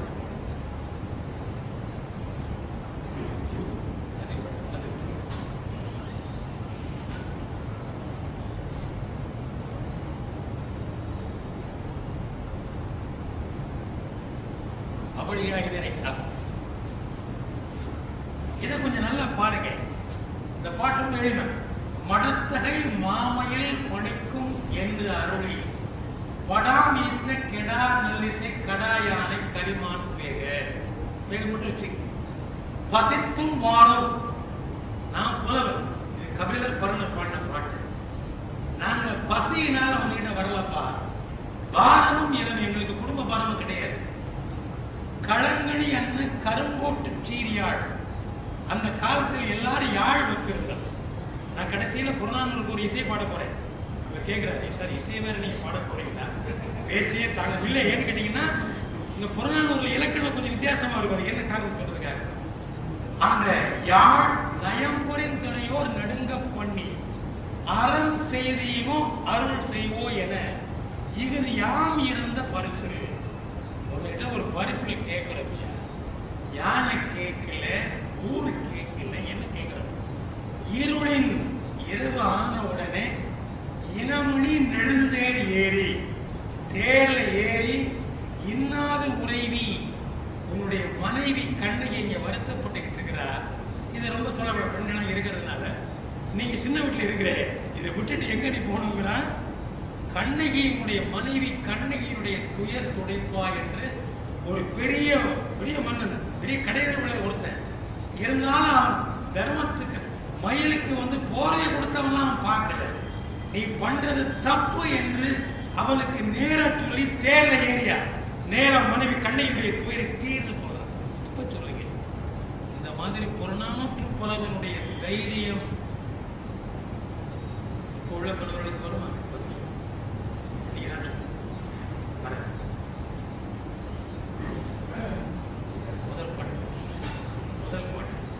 ரெண்டு போட்டோட முடிச்சுக்கிறேன். நினைச்சு போட்டுருக்காங்க.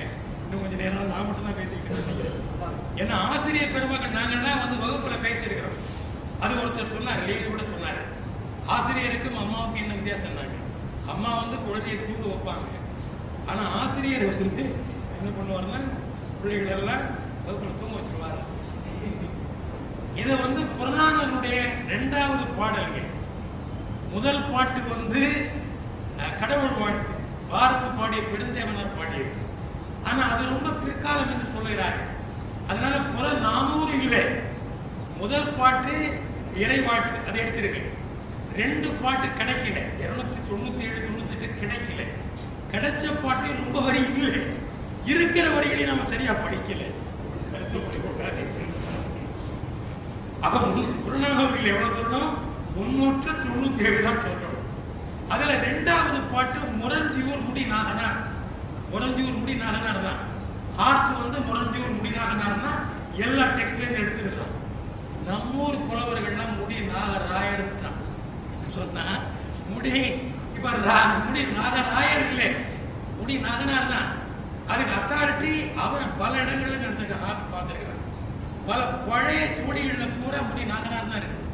அவர் பாடின ஒரு பாட்டுங்க. நானும் வந்து ஒரு ஆசிரியர் தான். இங்கிலீஷ் நடத்தினாலும் தமிழ் நடத்தினாங்க. இந்த பாட்டை கொஞ்சம் பழிவுந்து போய் சொல்ல மாதிரி சொல்லுவேன். நீங்க ஏன்னு என்ன ரொம்ப அருமையா கேட்கணும். இந்த பாட்டை எல்லா இடத்துலையும் எழுதி வைக்கணும், எல்லா இடத்துலையும் வைக்கணும். தமிழனுக்கு பெருமை சேர்க்கக்கூடிய ஒரு பாடல். ஆனா இது ரொம்ப ஈஸியா ரொம்ப எளிமையா இருக்கு. மண் திணிந்த நிலனும் ரொம்ப சிம்பிள். மண் பூமி, நிலம் விசும்புன்னு ஆகாயம். நல்லா பாருங்க, மண் திரிந்த நிலனும் நிலம், நில நீந்திய விசும்பும் 2. அப்ப நிலம் ஆகாயம், விசும்பு வழின காற்று, ஆகாயத்தை தடவி கொண்டு வரக்கூடிய காற்றும் என்ன அழகா எழுதியிருக்கான் பாருங்க. வழி தலைய தீயும், அந்த காற்றினுடைய தலைப்பக்கத்தில் வரக்கூடிய தீ. அப்ப அந்த பஞ்சபூதங்களை எப்படி சொல்லலாம் பாருங்க, ஈஸியா ஞாபகம் வச்சுக்கலாம். மண் திரிந்த நிலனும் நிலநேந்திய விசும்பும் விசும்பு தைவர் வழியும் வழித்தலைய தீயும் தீ முரணிய நீரும். சயின்ஸ்ல பார்த்துருப்பீங்க, தீ முரணிய நீரும் ரெண்டும் சேர்ந்த ஹைட்ரஜன் பாட்டு கிடைக்குது. தீ முரணிய நீரும் என்றாங்கு ஐம்பெரும் பூதத்து இயற்கை போல இந்த பஞ்சபூதங்கள் என்ன தப்பு பண்ணாலும் பொறுத்துக் கொள்கிறது. அதை போல நீ பொறுத்துக் கொள்கிறாய். அவர் யாருன்னு கேட்டீங்கன்னா பெருந்தோற்று உதயம் சேர மன்னன். பின்னாடி பார்க்க போறோம். ஐம்பெரும் பூதத்து இயற்கை போல போற்றார் பொறுத்தலும் சூழ்ச்சியது அகலமும். சூழ்ச்சின திங்கிங் அர்த்தம், ரொம்ப திங்க் பண்ற. சூழ்ச்சியது அகலமும் வலிமை திறல் ஒன்று திறமை இருக்குது. அணியும் உடையோடு நின் கடல் பிறந்த ஞாயிறு ரொம்ப எளிமையா இருக்குது. அவ வங்காள குடாக்கடியில் பிறந்த அந்த ஞாயிறு பெயர்த்து நின் வெண்தளரை புனிரி குடகடல் குளிக்கும். அப்ப பாருங்க, சேர நாட்டுக்கு எல்லை சொல்லியிருக்கிறான். என்ன சொல்லியிருக்கிறான்? கிழக்கே தோன்றி மேற்கே வரையுதுன்னா அப்ப சேர நாடு எப்படி இருந்திருக்கு? தமிழ்நாடு முழுக்க இருக்குது. அதானே அர்த்தம். அதுக்கு நின் கடல் பிறந்த ஞாயிறு பெயர்த்து நின் வெண்தலை புனரி குடகடல் குளிக்கும். குடகடலும் மேற்கு கடல். அப்ப ஆரம்ப காலத்துல சேர பெருமக்கள் தான் இருந்திருக்கிறாங்க. சரி, அப்புறம் பாருங்க, யாழல் வைப்பின் புது வரவுன்னு அர்த்தம். வைப்புன்னா ஊர்னு அர்த்தம். ஒவ்வொரு ஊர்லயும் ரொம்ப செழிப்பா இருக்குது. யாழல் வைப்பின் நன்னாட்டு பொருன வான வரவுகளெல்லாம் இப்ப யாரும் வளர்க்க வேண்டாம். இது எங்க ஊர்ல சொல்லுவாங்க. நாங்க எங்களை மாதிரி ஆசிரியர்களா பையனுக்கும் தெரிந்த கருத்தை ரொம்ப விளக்குவாரு. பையனுக்கு தெரியாதுன்னு கேட்டா இதெல்லாம் பரிசைக்கு வராது பாத்தீங்கன்னா நீங்க பையன் கேட்பாங்க. நாங்களும் அந்த ட்ரிக்கை பண்றது. நான் B Ed professor, B Ed important class எடுத்திருக்கேன். ஒரு சின்ன ட்ரிக் உங்களுக்கு சொல்றேன். பிஎட் சைக்காலஜில பாட்டு எங்களுக்கு தெரியாது. கேட்பான் பையன் எம்எட்ல படிப்பேன்னு சொல்லிடுறது. சில பேர் எம்எட்டுக்கு வருவான். சார் எம்எட்ல அது பிஎட்ல படிச்சிருப்பேன்.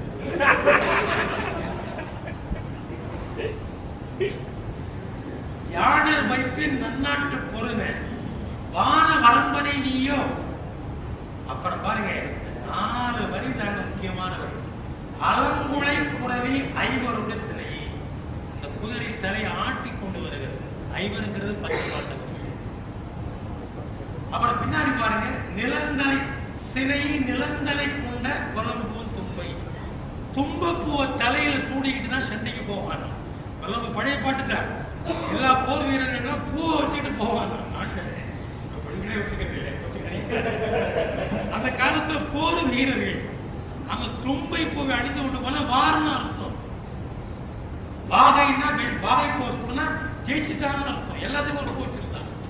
அந்த நிலந்தலை கொண்ட புலம்பூன் தும்பை, தும்பை பூவை அணிந்து கொண்டு வருகிற ஈரைம்பலன் வரும். 250 100 பேர் கவலை வரும்.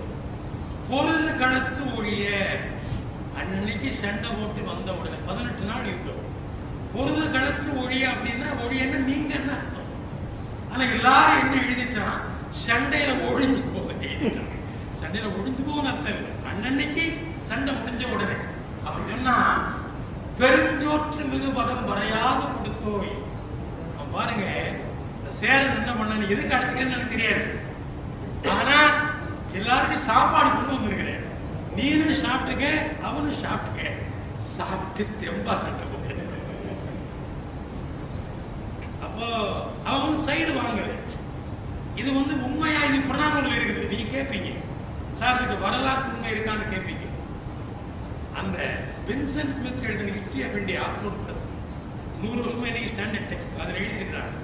அந்த குருட்சேத்திர போர்ல அநேகமா இந்தியாவில் இருந்து பல மன்னர்கள் கலந்து கொண்டிருந்திருக்கிறார்கள். சரிதான ப்ரொஃபசர்?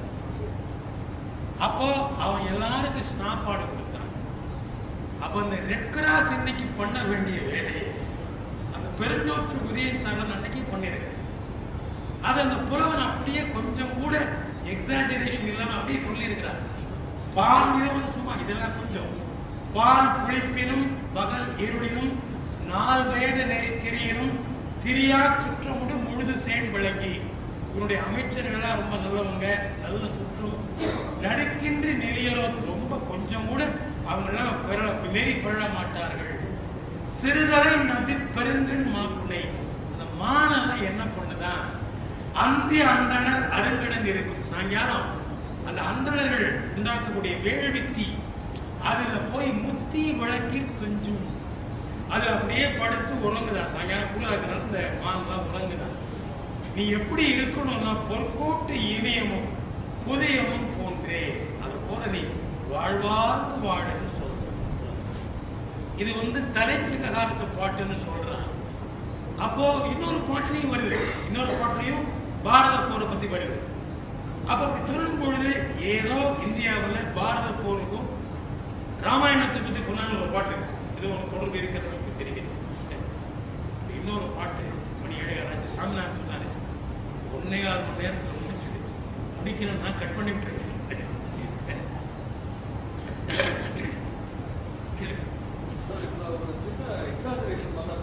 கொஞ்சம் இருக்கு, முடிச்சிருக்கோம்.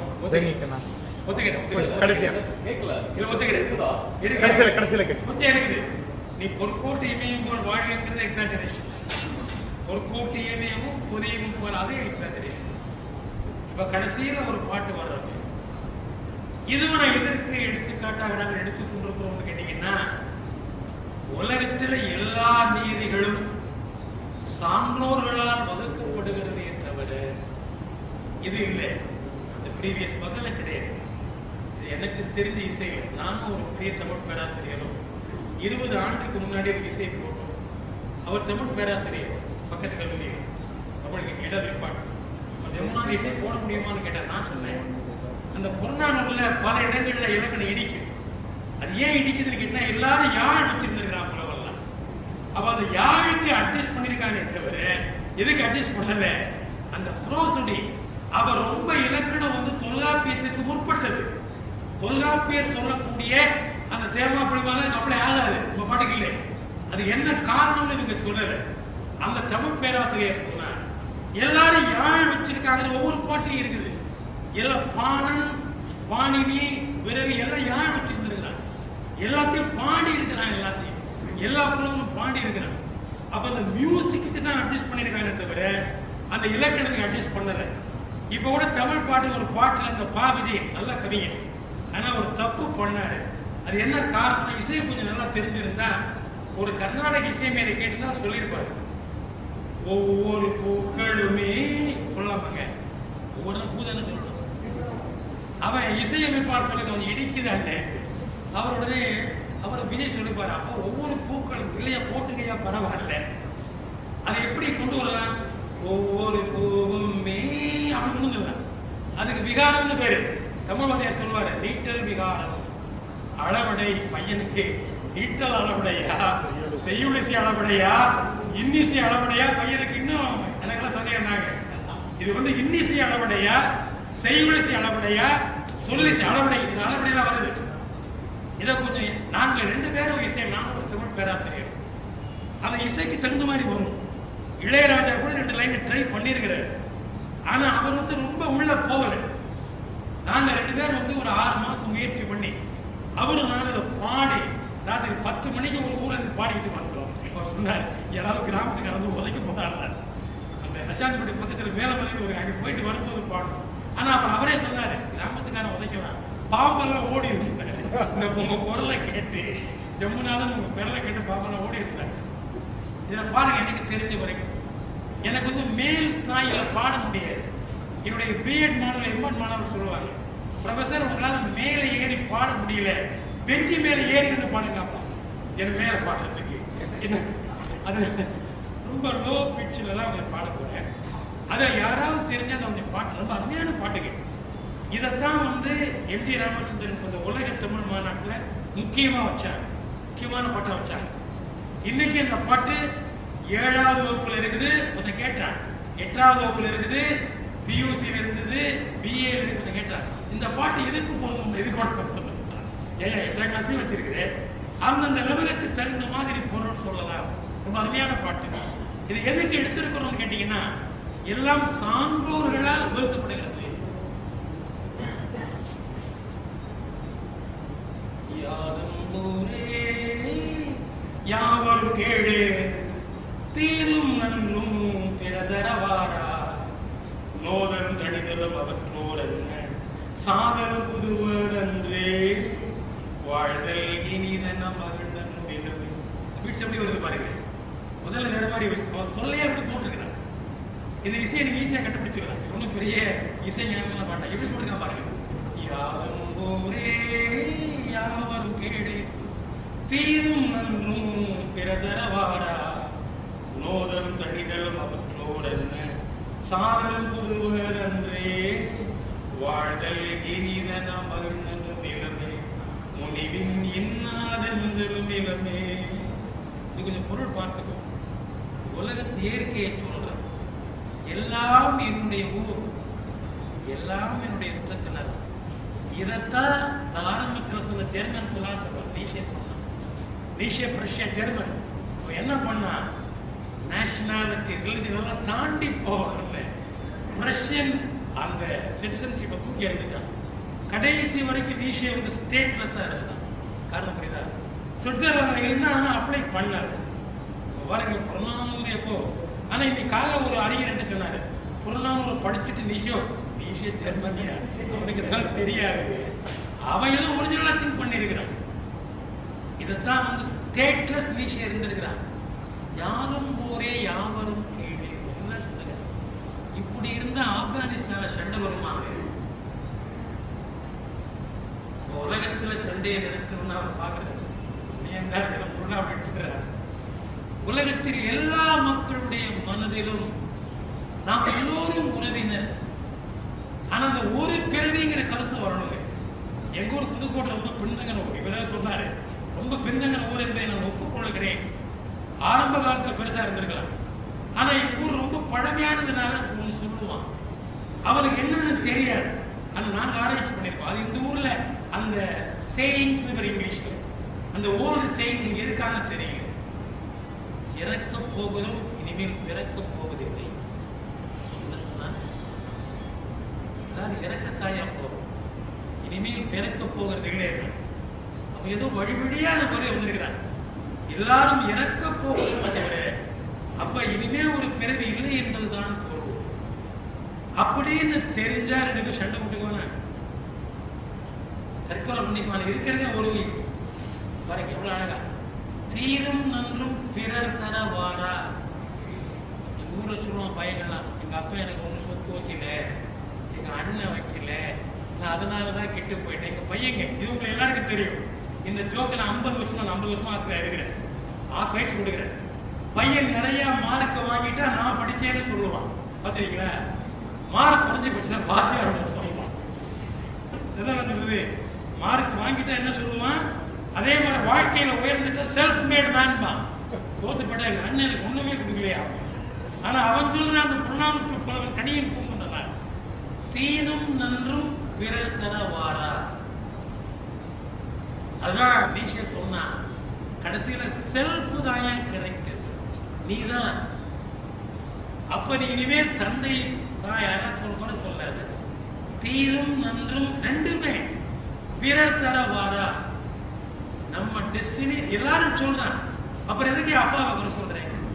அப்புறம் எதுக்கு இந்த அரசாங்கம் சரியில்லை, சமூகம் சரியில்லை சொல்லாத. அடுத்தாப்புல பாருங்க, நோதலும் தனிதலும், வருத்தப்படுவதும் அந்த வருத்தத்திலிருந்து நீங்குவதும் அவற்றோர் அப்படித்தான். அவங்க இயற்கையானது, இயல்பானது. சாதல் வந்து ஒரு பெரிய காரியம் என்ன அப்படின்னு சொல்லிட்டு, வாழ்தல் இனிதென மகிழ்ந்த நிலைமை. ரொம்ப கூச்சாட சில பேர் பார்த்துருப்பீங்க, சின்ன வெற்றி வந்து குதிப்பான். பார்த்துருக்கீங்களா? ரொம்ப சின்ன ஃபெயிலியர் வந்து அப்படி ஒடிஞ்சு போயிடுவான். அதைத்தான் அந்த புறநானூற்று புலவன் சொல்லுகிறார், வாழ்தல் இனிதென மகிழ்ந்த நிலைமை, முனிவின் இன்னாதென்றும் நிலைமை. வாழ்க்கை இனிமைன்னு சொல்லாத, வெறுப்புடையதுன்னு சொல்லாத, இயல்பாக எடுத்துக்கொள். இன்னொரு பாட்டு கடைசியை சொல்லி வச்சிருப்பேன். அப்புறம் பாருங்க, மின்னோடு வானம் தன் துளி தலையி ஆனாது. வானம் வந்து மிகு மழை பொழிகிறது. அதனால கற்களை எல்லாம் கற்களை உடைத்துக் கொண்டு இறங்கக்கூடிய பெரிய ஆற்று, நீர் வடிப்படும். அந்த பெரிய ஆறுல தண்ணி ஏன் வந்தது? மழை பெய்யுது. ஆற்றுல தண்ணி ஓடுறதுனால அந்த வழியில தான் நீர் வழிப்படும் புனை போல ஆறுயிர் முறை வழிப்படும். ஏதோ ஒரு முறைப்படி தான் அந்த வாழ்க்கை போகுது. பிலாசபில ப்ரொஃபஸரா சொல்லுவார், டெட்டர்மினிசமா ஃப்ரீவில்லான பேரு. அதை ஃப்ராய்டு கூட சொன்னார். நாம வந்து ஃப்ரீவில் இருந்து நினைச்சுக்கிட்டு இருக்கிறோம், ஃப்ரீவில் இல்லை. எல்லாம் ஆல்ரெடி ஏதோ மாதிரி டெட்டர்மின். அதுதான் அவன் சொல்ல, நீர் வழிப்படும் புனை போல ஆறுயிர் முறை வழிப்படும் அப்படின்னு அந்த பொண்ணா தான் சொன்னதா சொல்லல. யார் சொன்னதா சொல்றான்? திறவோர், திறவோர்னா சான்றோர்னு அர்த்தம். திறவோர் காட்சியின் தெளிந்தனமாகவே அந்த சான்றோர்கள் சொல்லி இருக்கிறாங்க. அதன் ஆராய்ச்சி பண்ண விரும்பல. திறவோர் காட்சியின் தெளிந்தனம் ஆதலின் மாட்சியில் பெரியாரை வியத்தலும் இளமே. பெரியாரை போய் நான் பெரியவர்களை புகழ்வதும் இல்லை. அதை விட பெரியாரை புகழ்ந்தா கூட மன்னிச்சுக்கலாம், எதை மன்னிக்க முடியாது? சிறியோரை இகழ்தல் அதனினும் இளமே. என்ன சொன்னா? சிறியாரை இகழ்தல், சிறியாரை இகழ்ந்தாரு. பாருங்க, இதுக்கு ஒரு பாட்டு எல்லாரும் சொல்லுங்க. யாரும் சொல்லுங்க. அதுல கூட என்ன சொல்றான்? ஆரியர் முறைப்படிப்படும்னு நான் சொல்றேன்னு இந்த புலவன் சொல்லல. இந்த உலகத்தில திறவோர் சார்ந்தவர்கள் சொல்லி இருக்கிறாங்க. அதனால ஏற்றுக்கொண்டு நான் மாட்சியில் பெரியாரை வியத்தலும் இளமே, சிறியாரை எழுதல் அதனினும் இளமேன்னு சொல்றேன். அப்ப இந்த மாதிரி வாழ்க்கையை எடுத்துக்கொண்டால் இதைத்தான் எக்ஸிஸ்டென்ஷியலிஸ்ட் சொன்னா. பொருளாதார படிச்சுட்டு அவன் சொல்லல, அவன் ஒரிஜினலா திங்க் பண்ணான். Pain is part of life. அப்ப வாழ்க்கை என்பது ரெண்டு சேர்ந்ததுதான். அப்படி இயல்பானது என்று எடுத்துக்கொண்டால் பிரச்சனையே வராது. இன்னொரு பாட்டுல கடைசி 3 லைன் மட்டும் சொல்ல போறேன். அந்த லைன்ல இதே கருத்தை தான் சொல்லுங்கடா, இதே கருத்தை தான் சொல்லலாம். அந்த கடைசி 3 வரியை, ஒரு வீட்டுல கல்யாண அந்த முரசு ஒலிக்கிறது, இன்னொரு வீட்டுல இறந்து போயிட்டாங்க அந்த முரசு ஒலிக்கிறது. 2 வீடு பாருங்க. ஒரு வீட்டுல மகிழ்ச்சி, இன்னொரு வீட்டுல கணவன். ஒரு மனைவி கணவனோட இருக்கிறாங்க, இன்னொரு மனைவி கணவனை புரிந்திருக்கு. உலகத்தில் அப்படிதான். அதோட முடிச்சிருந்தா அந்த புலவன் சாதாரண புலவன். அவன் சொல்றான், படைத்தோன் மன்ற அப்பண்பிலாளன் சொல்றான். இப்படிப்பட்ட உலகத்தை படித்த கடவுள் பண்பில்லாதவன் சொல்றான். நம்ம சொன்னா அப்படி இல்லை, கடவுள் பண்பில்லாதவன். நீ கடவுள் வந்து நேர்மையானவன் அப்படி இருந்தா உலகத்தில் ஒரு பக்கம் துன்பத்தை வைத்திருக்கிறா, இன்னொரு பக்கம் இன்பத்தை வைத்திருக்கிறார். நீ பண்பிலாளன். அதுதான் வள்ளுவரும் சொன்னார். இறந்துண்டு உயிர் வாழ்ந்தார். அது இந்த பாட்டு ஞாபகம் இருக்கிறார். பறந்து கடுகை உலகையாற்றியான்னு சொன்னார். என்ன சொல்றான்? கடவுள் வந்து கொஞ்சம் கூட பண்பில்லாதவன். கடவுளை திட்டுறான் அந்த குழந்தை. அதைத்தான் ஆற்று சொன்னான். இந்த கடவுளை வச்சுக்கிட்டு ஆனா கடைசியில சொல்லியிருக்கான். இதோட அவன் முடிச்சிருந்தா பெரியார் பக்தன் அர்த்தம். ஏன்னா பெரியார் கோச்சுக்காதீங்க. நீ யாராவது பெரியாருடைய மேல அஞ்சாம இருந்தா பெரியார் நல்ல மனுஷன் தான். ஆனா கொஞ்சம் அகாடமிக் எருடிஷன் பத்தாது, கோச்சுக்காதீங்க. சொன்னா ரொம்ப பேர் பெரிய போனா உதப்பலாம். அகாடமிக் எருடிஷன் பேரு பத்து, அது வேணும். நீங்க என்னதான் சிந்தனையாளராக இருந்தாலும் நீஷையை படிக்காம, ராபர்ட் ஃப்ராஸ்ட் படிக்காம, இல்லையா, ஸ்டாப்பிங் வித் புக்ஸ் படிக்காம, தி டூ ரோட்ஸ் இல்லையா, அந்த போயம்லாம் படிக்காம, வால்ட் விட்மன் படிக்காம, ஷேக்ஸ்பியர் படிக்காம நீங்க உலகத்துல பெரிய ஆக முடியாது. படிச்சு தான் ஆகும். அப்ப எல்லாருக்கும் ஃபார்மல் எஜுகேஷன் வேணும். இவர் கடவுள் இல்லை இல்லைன்னு சொன்னார். ஒரு தடவை எங்க அப்பா கொஞ்சம் என்ன மாதிரி, எங்க அப்பா எப்படி மாதிரி நீங்க கவனிச்சுக்கலாம். நானே ஒரு தென்னாவட்டா பேசுறேன், கால் நிக்க முடியும், இருந்தாலும் தென்னாவட்டா பேசிக்கிட்டு எங்க அப்பா போய் பெரியார கேட்டார். கூட்டத்தில் பெரியார் கேள்வி கேட்கலாம்னாரு. எங்க அப்பா ஒரு துண்டு சீட்டை கொடுத்து விட்டாரு. நீங்க கடவுள் இல்லை இல்லைன்னு சொல்றீங்க, கரெக்ட், அதுக்கு ஒரு மாற்று வழி சொல்லுங்க கேட்டார். இப்ப மாஸ் கம்யூனிஸ்ட் என்ன சொல்லியிருக்கிறான்னா, கடவுள் இல்லை என்பதை என்னுடைய கொள்கையாக வைத்துக் கொள்ளாத, கடவுள் இல்லை முடிச்சிரு, நீ வந்து மக்களுக்கு ஒரு நல்ல வழியை காட்டு. மக்களுக்கு நல்ல வழியை காட்டினால் மக்கள்லாம் உன் பக்கம் வந்துடுவாங்க. இன்னைக்கு நான் கோயில போய் பார்க்கிறேன், நீங்க வேணா நாளைக்கு ஞாயிற்றுக்கிழமை நான் சொன்னது உண்மையான பாருங்க. இந்த கோயம்பேட்டில் ஒரு பழைய கோயில் இருக்குது, ஒரு சிவன் கோயில் பெருமாள் பக்கத்தில் இருக்குது. அதுல ஆயிரக்கணக்கான பக்தர்கள் அந்த ராகுகால பூஜையில நான் நினைச்சுட்டேன். மெட்ராஸ்ல பக்தி ரொம்ப பெரிய போச்சு நினைச்சேன். 4 நாள் உட்கார்ந்து இருந்தேன். என் மனைவி பக்தியோட போனாங்க. இவ்வளவு சீட்டு வச்சிருந்தான், என்னடான்னு கேட்டேன். எல்லாரும் டிமாண்ட்ஸ் எழுதி கொடுத்துருக்கிறாங்க. புரியுதா உங்களுக்கு? கடவுளுக்கு என்ன கொடுத்துருக்காரு?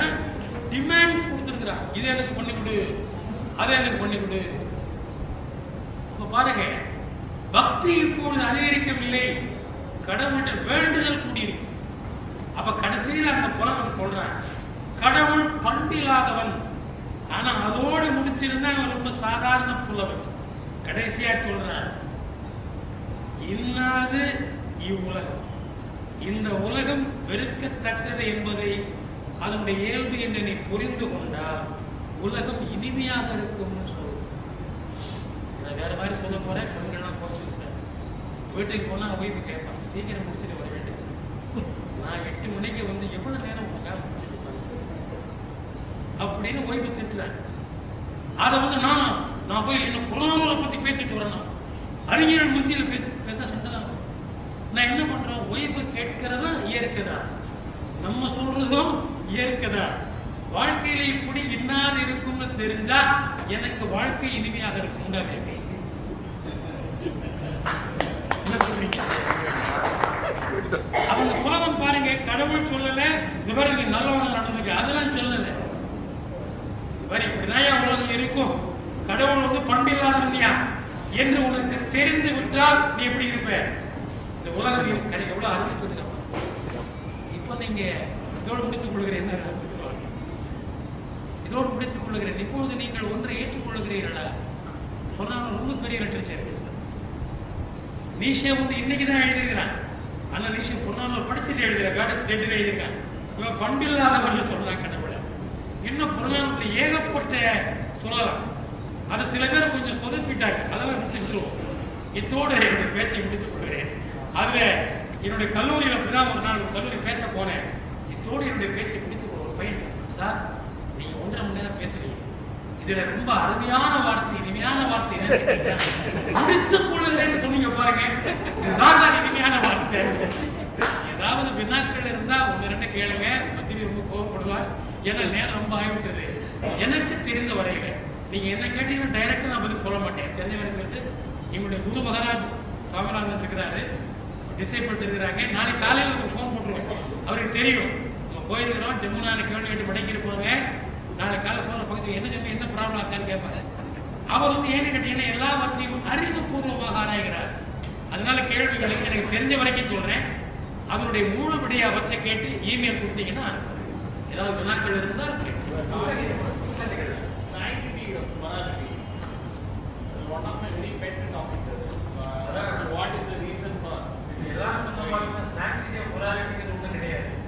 சான்றோர் வகுத்த வழி இல்ல, அது ஆன்சரா சொன்னீங்க. I was waiting for the answer. நீங்க சான்றோர் வகுத்த வழின்னு சொல்லிட்டீங்க. இது வந்து கிட்டத்தட்ட பாத்தீங்கன்னா நம்ம what is the origin of life இங்கன்னு பார்த்தா அது ஏலியன்ல இருந்து வந்து விழுந்திருக்கும் அப்படின்னு சொன்ன மாதிரி ஆயிடுச்சு. ஓகே, ப்ராப்ளம் என்னன்னா திரும்பி ஆரிஜின் இல்ல ஏலியன்ல இருந்து வந்து விழுந்தது, ஏதோ ஒரு கல்லுல இருந்து வந்து அந்த உயிரினம் இங்க விழுந்து வளர்ந்தது அப்படின்னு ஒரு தியரி சொல்றாங்க. எப்படி இங்க லைஃப் ஃபார்ம் ஆயிருக்கு இடத்துல. பட் அதுவும் ஆன்சர் இல்லை. ஏன் ஆன்சர் இல்லைன்னா எப்படி வீடு வந்தது, அங்க போய் வந்தது அப்படின்னு ஒரு கேள்வி வந்துடும். அதே மாதிரி சான்றோர் வகுத்த வழி அப்படின்னா சான்றோருக்கு எப்படி வந்தது அப்படின்னு ஒரு கேள்வி வரும். அந்த இங்கிலீஷ்கார அது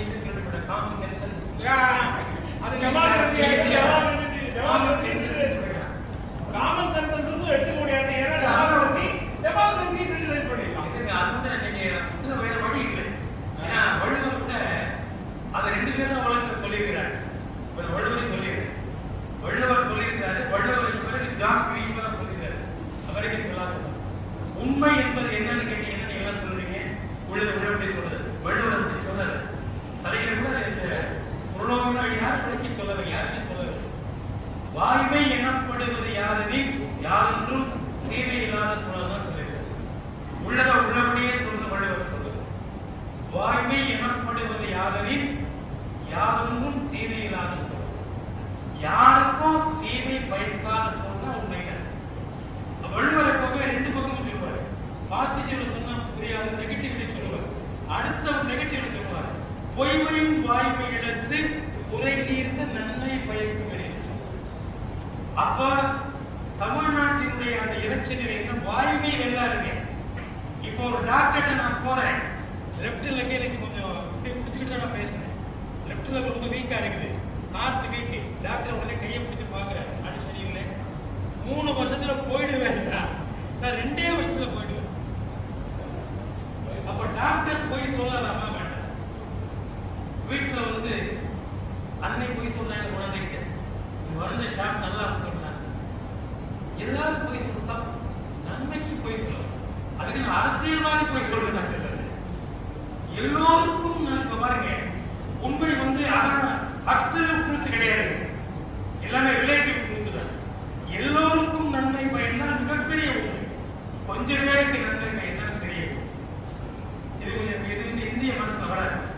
அதான் டியூயி சொன்னாரு, utilitarian theory of truth. What is useful is truth, what is not useful is not truth. Useful is for the interpretation. அதான் சொன்னேன், இது கொஞ்சம் பிலாசபி, கொஞ்சம் பிராக்மேட்டிசம். என்ன டியூயி சொல்றாரு, பயன்படாத கருத்துக்களை ஏன் சொல்லிட்டு பயன்படுத்தாம. அதான் வள்ளுவர் சொன்னாரு, யாரென்றும் தீமை இல்லாத சொல்லல், உண்மையை உள்ளபடியே சொல்லிட்டு இருந்தீங்கன்னா.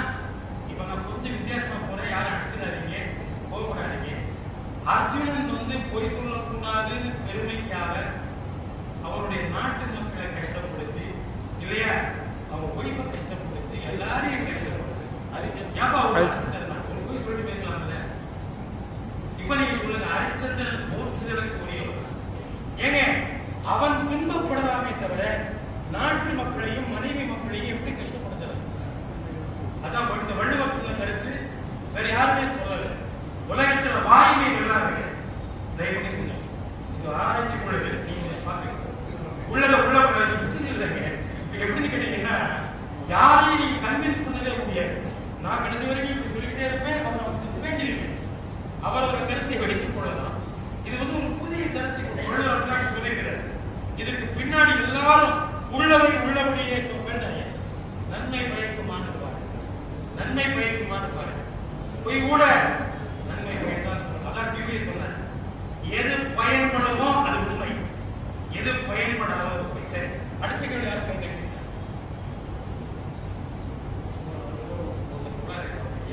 நான் சொல்றேன், நான் இது வரைக்கும் புறநானூறு டீட்டெயிலாக படிச்சதில்லை, மேலாளோட படிச்சதில்லை, யாரும் முறை தான் எனக்கு தெரியும். புறநானூறு அகநானூறுன்ற வித்தியாசமே வந்து இது அகப்பொருளை சொல்லுது, புறப்பொருளை சொல்லுதுன்ற ஒரு அடிப்படையா பொதுவாக தான் படிச்சிருக்கேன். நீங்க சொல்றது எதுவும் புறப்பொருளா, பொதுவான கேள்வி, புறப்பொருளா எல்லாம் ஒரு தர்மம் சாற்றும் கருத்து, என்னது ஒரு புறம் சார்ந்த ஒரு டைடாக்டிக் லிட்டரேச்சர் சொல்ற மாதிரி. ஏன் கேட்டீங்கன்னா, இது எல்லாருக்கும் தெரிஞ்ச விஷயம். ஏன் புறப்பாடல் கேட்டீங்கன்னா, வார் ரொம்ப இடத்துல வார் அண்ணன் போல, ராஜா அடிச்சா யானையை குத்துனா இவன் அவனை குத்துனா, வார் பாவர்த்தி எல்லாம் வெளி வாழ்க்கை தான். அந்த காதல் என்பது அக வாழ்க்கை, அதை பத்தி சொல்லுவேன். இன்னைக்கு புறம்ங்கிறது வந்து காதல் விட்ட எல்லாமே புறம். அதற்கு அப்பாற்பட்ட ஏழ்மை, வறுமை, பாணன், அரசன் எல்லாம் புறம் தான். அதனால சொல்லுங்க, அதனால நான் ஏன் போனேன்னு கேட்டீங்கன்னா, எல்லாருக்கும் தெரிஞ்ச கருத்து, இந்த வாத்தியாருக்கு தெரிஞ்ச கருத்து விளங்கிட்டு இருப்பாரு, தெரியாது. அதனால நான் போவேன், வேற ஏதாவது கேட்கிறேன். இன்னும் சந்தேகம் இருந்தா நான் சாப்பாடு கேட்கிறேன். எனக்கு அடுத்து நமக்கு எல்லாருக்கும் ஒரு ஆர்மி தியேட்டர், நமக்கெல்லாம் தெரிஞ்சு அவ்வளவுதான். சொல்லுங்க, அடுத்த யாராவது ஆனா இப்போ ஒன்று எல்லோரும் என் பக்கம் இருக்கிறீங்க நினைக்கிறேன். ஒரு நாள் உயர்ந்த இது அதை வந்து நம்ம வந்து ஒரு மாரல் கோடாக வச்சுக்கலாம் இல்லையா? மாரல், ஆனா மாரல் கோடு டிகிரிலாம் வரல. சான்றோர்கள், நோபல்கள் எல்லாரும் சேர்ந்து விலகாத நாட்களே சொன்னா காமன் கன்சென்சஸ் சொன்னா காமன் எல்லோரும் ஏற்றுக்கொண்டால் அப்ப டிவைன்லான உலகத்துக்கு யாருக்கு டிவைன்ல? இப்ப நான் கொஞ்சம் சொல்றேன், ஒரு குணம் சொன்னா இன்னும் ரொம்ப குணம் ஒரு சீரியல் மாதிரி வருங்க. ஒரு ராஜா வந்து பையனுக்கு சண்டைக்கு வந்துட்டாங்க, ராஜா சண்டைக்கு போற குணம் சொன்னா, ஏமா உன் பையனோட சண்டைக்கு போற, உன் பையனை ஜெயிச்சிட்டு நான் செத்து போயிடுவான், அரசாங்கத்தை யார் கொடுக்க போற, இல்ல நீ தோத்து போயிட்டாலும் உனக்கு அவமான சண்டையை நிறுத்து. சொன்னா சண்டையை நிறுத்து, எப்படி சண்டை போடாதேன்னு சொன்னான். இன்னும் நிறைய பாடல்கள் வருது, அதெல்லாம் புறம் தாங்க, சண்டையெல்லாம் புறம்.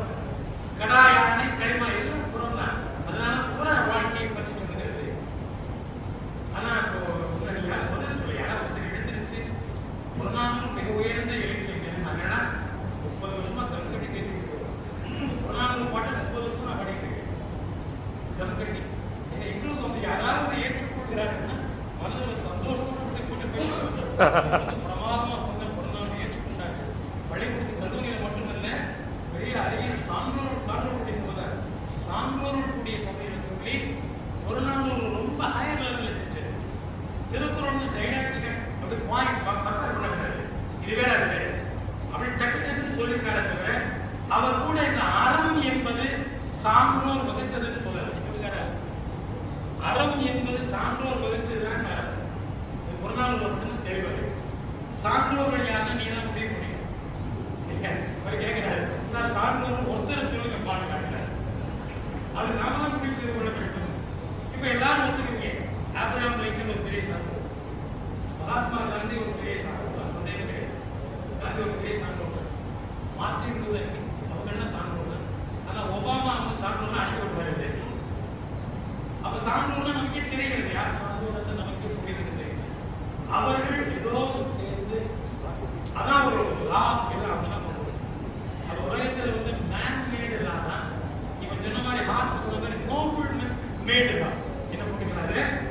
அந்த மேன் மேடு இல்லாம சொல்லாம நோபல் மேன், அந்த நோபல் மேன்ங்கிறது கூட காமன் கன்சென்சஸ்.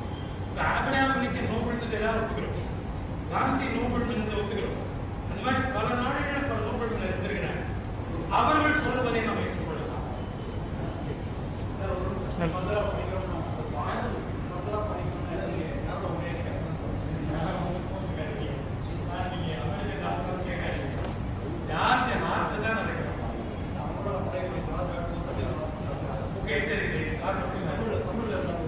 தமிழ்ல வந்து எந்த முறையை நீங்க படிச்சீங்கன்னா இது ரொம்ப எளிதா இருக்கும், இது ரொம்ப கஷ்டமா இருக்கும். தமிழ் முறையை படிச்சீங்கன்னா ரொம்ப கஷ்டமா தெரியும். ஒரு கேள்வி,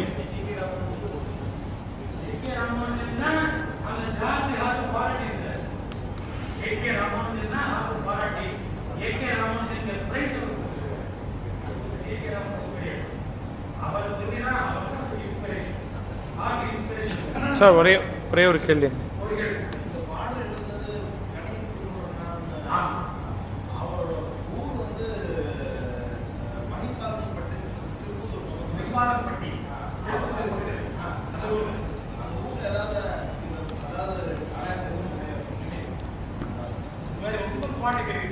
மாங்குடி மருந்தனார் அதெல்லாம் பார்த்தீங்கன்னா மாங்குடி எப்போது இருக்குது. ஆனால் 8 மாங்குடி இருக்கு, எந்த மாங்குடின்னு தெரியும். நிறைய பாட்டு வந்து தலையாளங்கானத்து செருவந்து நடுங்கடி தலையாளங்கனை யாருக்கு தெரியும், எல்லாரும் பக்கத்தில் இருக்கு, நாமளே சொல்லிடுவோம். மகிபாலன் பட்டிதான் திருப்பத்தூர் பக்கத்தில் இருக்கு, அந்த திருப்பத்தூர் இந்த திருப்பத்தூர் புதுக்கோட்டை பக்கத்தில் மகிபாலன் பட்டி. அதே மாதிரி ஒவ்வொரு மாசாத்தியார் ரொம்ப இருந்தாங்க. ஒவ்வொரு பல ஊர்களுக்கு தான் இருக்கு, புலவர்களுக்கு தான் இருக்கிறாங்க. அதே மாதிரி நம்ம பேராசிரியர் சாமிநாதன் போய் ஒரு நாளைக்கு சாத்தன் என்று ஒரு பெரிய பேரரசர் இருந்தார். அவன் இறந்து போனோம்னா யாருக்கு முல்லையில வல்வேல் சாத்தன் மாய்ந்த பின்னே முல்லையும் கூத்தனையும் ஒல்லையும் நாட்டினே. அந்த ஒல்லையூருங்கிறது ஒளிய முதல் இருக்குது. பேராசிரியர் சாமிநாதன் போய் சொன்ன உடனே அவனுக்கு புறநானூறுலேயே ரூல் சொல்லியிருக்காங்க, சந்தோஷப்பட்டான். அவன் கேட்டாங்க, ரூபுக்கு கடை கேட்காதீங்க, இன்னைக்கு ஒளியமுங்கன்னு பேரு அந்த சாத்தன் பட்டிங்கிற பக்கத்தில் இருக்கு. அந்த சாத்தன் பட்டிங்கிற உண்மையான பேர் வைக்கணும். வல்வேல் சாத்தன் மாய்ந்த பின்னே புறநானூறுல இருக்கு. புறநானூறு என்ன பாட்டு இருக்கு சார்? ஒரே ஒரு கேள்வி இவர் கேட்குங்க. டியூப்லைட் மாதிரி தான் எல்லாம் சொன்னதுக்கப்புறம் ஒரே ஒரு ஐடியா தோணுச்சு, அவரும் கேட்டது எல்லாம். இதோட அடிப்படை கொள்கை இந்த சமூகத்தோட நடவடிக்கை சான்றோர்கள் வகுத்தது, கடவுள்களுக்கும் போகாது. சான்றோர்கள் யாருங்கிற கேள்வி வந்தது. அது சான்றோர்கள் யார்? எனக்கு அந்த இடத்துல தோணுது, சான்றோர்கிறது ஆன்றோர் இல்லை, நோபல் மண் இல்லை, சான்று படி நடப்பவர்கள். சான்றோர் வேறு, ஆன்றோர் வேறு. அதாவது சமயத்தில் அந்த காலத்தில் கடவுள் இருக்காரோ இல்லை அதெல்லாம் பற்றி விட்டு சமூக நடவடிக்கைகள் அப்படின்னு நடத்தும் போது அது உருவாகிக்கொண்டு விதிமுறைகள் உருவாகும் போது அதை அது உருவாகிற விதிமுறைகள் சொன்னபடி நடக்கிறவர்கள் தானா உருவாகும் போது எக்ஸாம்பிளர்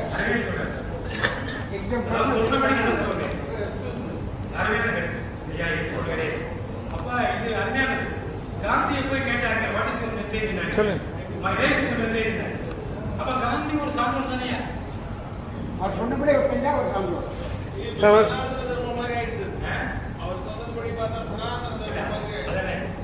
சொன்னபடி நடக்கும். Any other questions? ஒரே ஒரு சொல்லுங்க. இது லாஸ்ட். பத்துப்பாட்டு கெட்டு தொகைன்றது இருக்கிற இடத்துல அது சொல்லவில்லைங்க. இந்த எல்லாமே வந்து ஒரு 5 இணைன்ற இதில் அடங்குறது. 5 இணைக்கு 5 நிலம் இருக்கு, 5 கடவுள் இதெல்லாம் இருக்குல்ல. அப்போ நீங்கள் அதை மறந்துட்டு பேசுகிற மாதிரி இருக்கு. அது வந்து இந்த இன்மை மறுமைன்றதுக்கு பார்த்தீங்கன்னாக்கா இப்போ நான் கூட ஒரு இது சொல்லுவேன். அங்கே வேண்டாம்.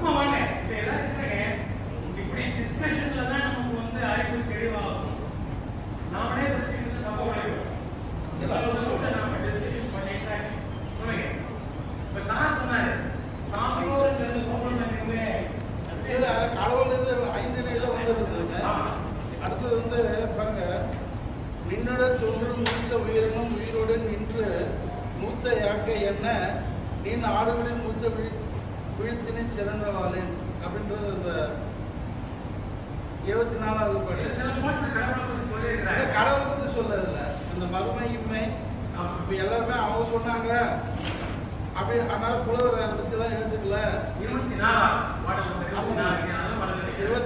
ஆமாங்க. இப்போ இதில் ரொம்ப கிளியராக இருக்குங்களா? நின்னோட தோன்று மூத்த உயிரினும் உயிரோடு நின்று மூத்த யாக்கை என்ன.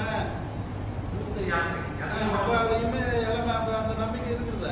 அவர் சான்றவர் சொன்னாரு, அவர் சொன்னாரு, பெரியார் சொன்னாருலாம் ஒன்றும் கிடையாதுங்க.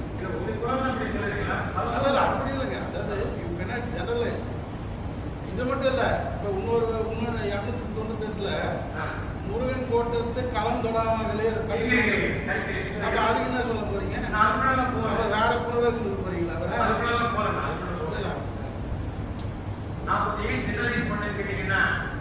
இல்லை, நீ காத்தால நான் இமெயில் அனுப்பிச்சிருக்கேன். யாராவது ஆள் பேசுறேன் என்ன நீங்க எதாவது என்ன எதை பேச போறீங்க அப்படின்னு சொன்னா கேட்டேன்.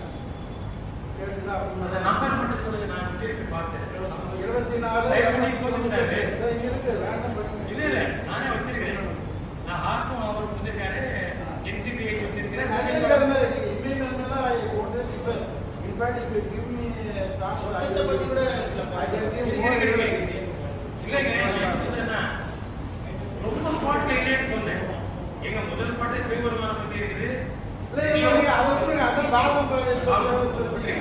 அதை பற்றி கவலை கிடையாது. மற்ற 24 இன்னும் சொன்னீங்க. 290 எனக்கு பார்த்துருக்கிறேன். அது என்ன ஆழமாக இல்ல, இன்னும் இந்த தீவிரமா பார்த்து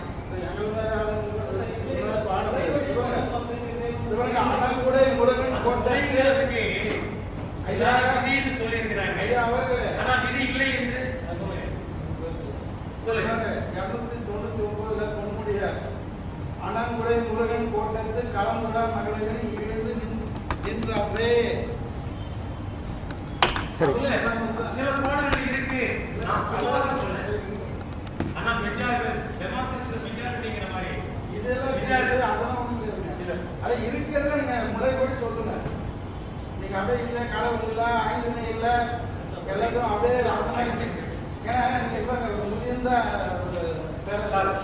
ஒரு தெரியும். கடவுள் பெயர்கள் 8000 வந்திருக்கு. நீங்க சொல்ற 5 எல்லா இடத்துலையும் கடவுள் பெயர். இவர் வந்து ஒரு பிலாசபைசிங் கொண்டு வர்றாரு.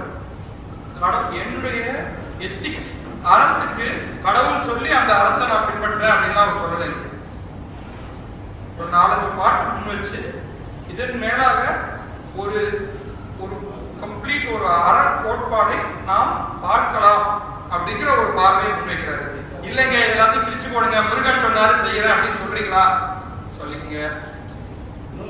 பாயிண்ட் என்னன்னா இவர் வைக்கிறது வந்து அப்ப என்ன சொல்றீங்க?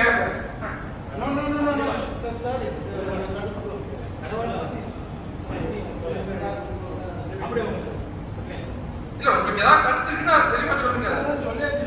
அப்ப நீங்க இந்த நான் டாக்டர் சொன்ன நான் அவரை சொல்றதில்ல, நான் தான் சொல்றேன். சில பாட்டுல கடவுளுக்கு சொல்லி இருக்குது. நாம அதெல்லாம் நினைக்காம நீங்க ஐந்திணைங்க. ஐந்திணை. ஐந்திணைன்னு வந்து அப்புறம் முருகன் சொன்னா கேட்டுங்கன்னா என்ன அர்த்தம்? இங்க point என்னன்னா, That's sarcastic remarks. இங்க வந்து இவர் We should go deep into the பாருங்க. ஆமா, சும்மா அப்படியே பேசக்கூடாது. ஆமா. சரி This is not correct. சரி ஓகே நன்றி ஜமுனாதன் அவர்களுக்கு நன்றி. இன்றைக்கு ஒரு நல்ல விவாதத்தை தொடங்கி வச்சிருக்காங்க. நம்ம விவாதம் இருந்தாதான் நல்லா இருக்கும். தேங்க்யூ.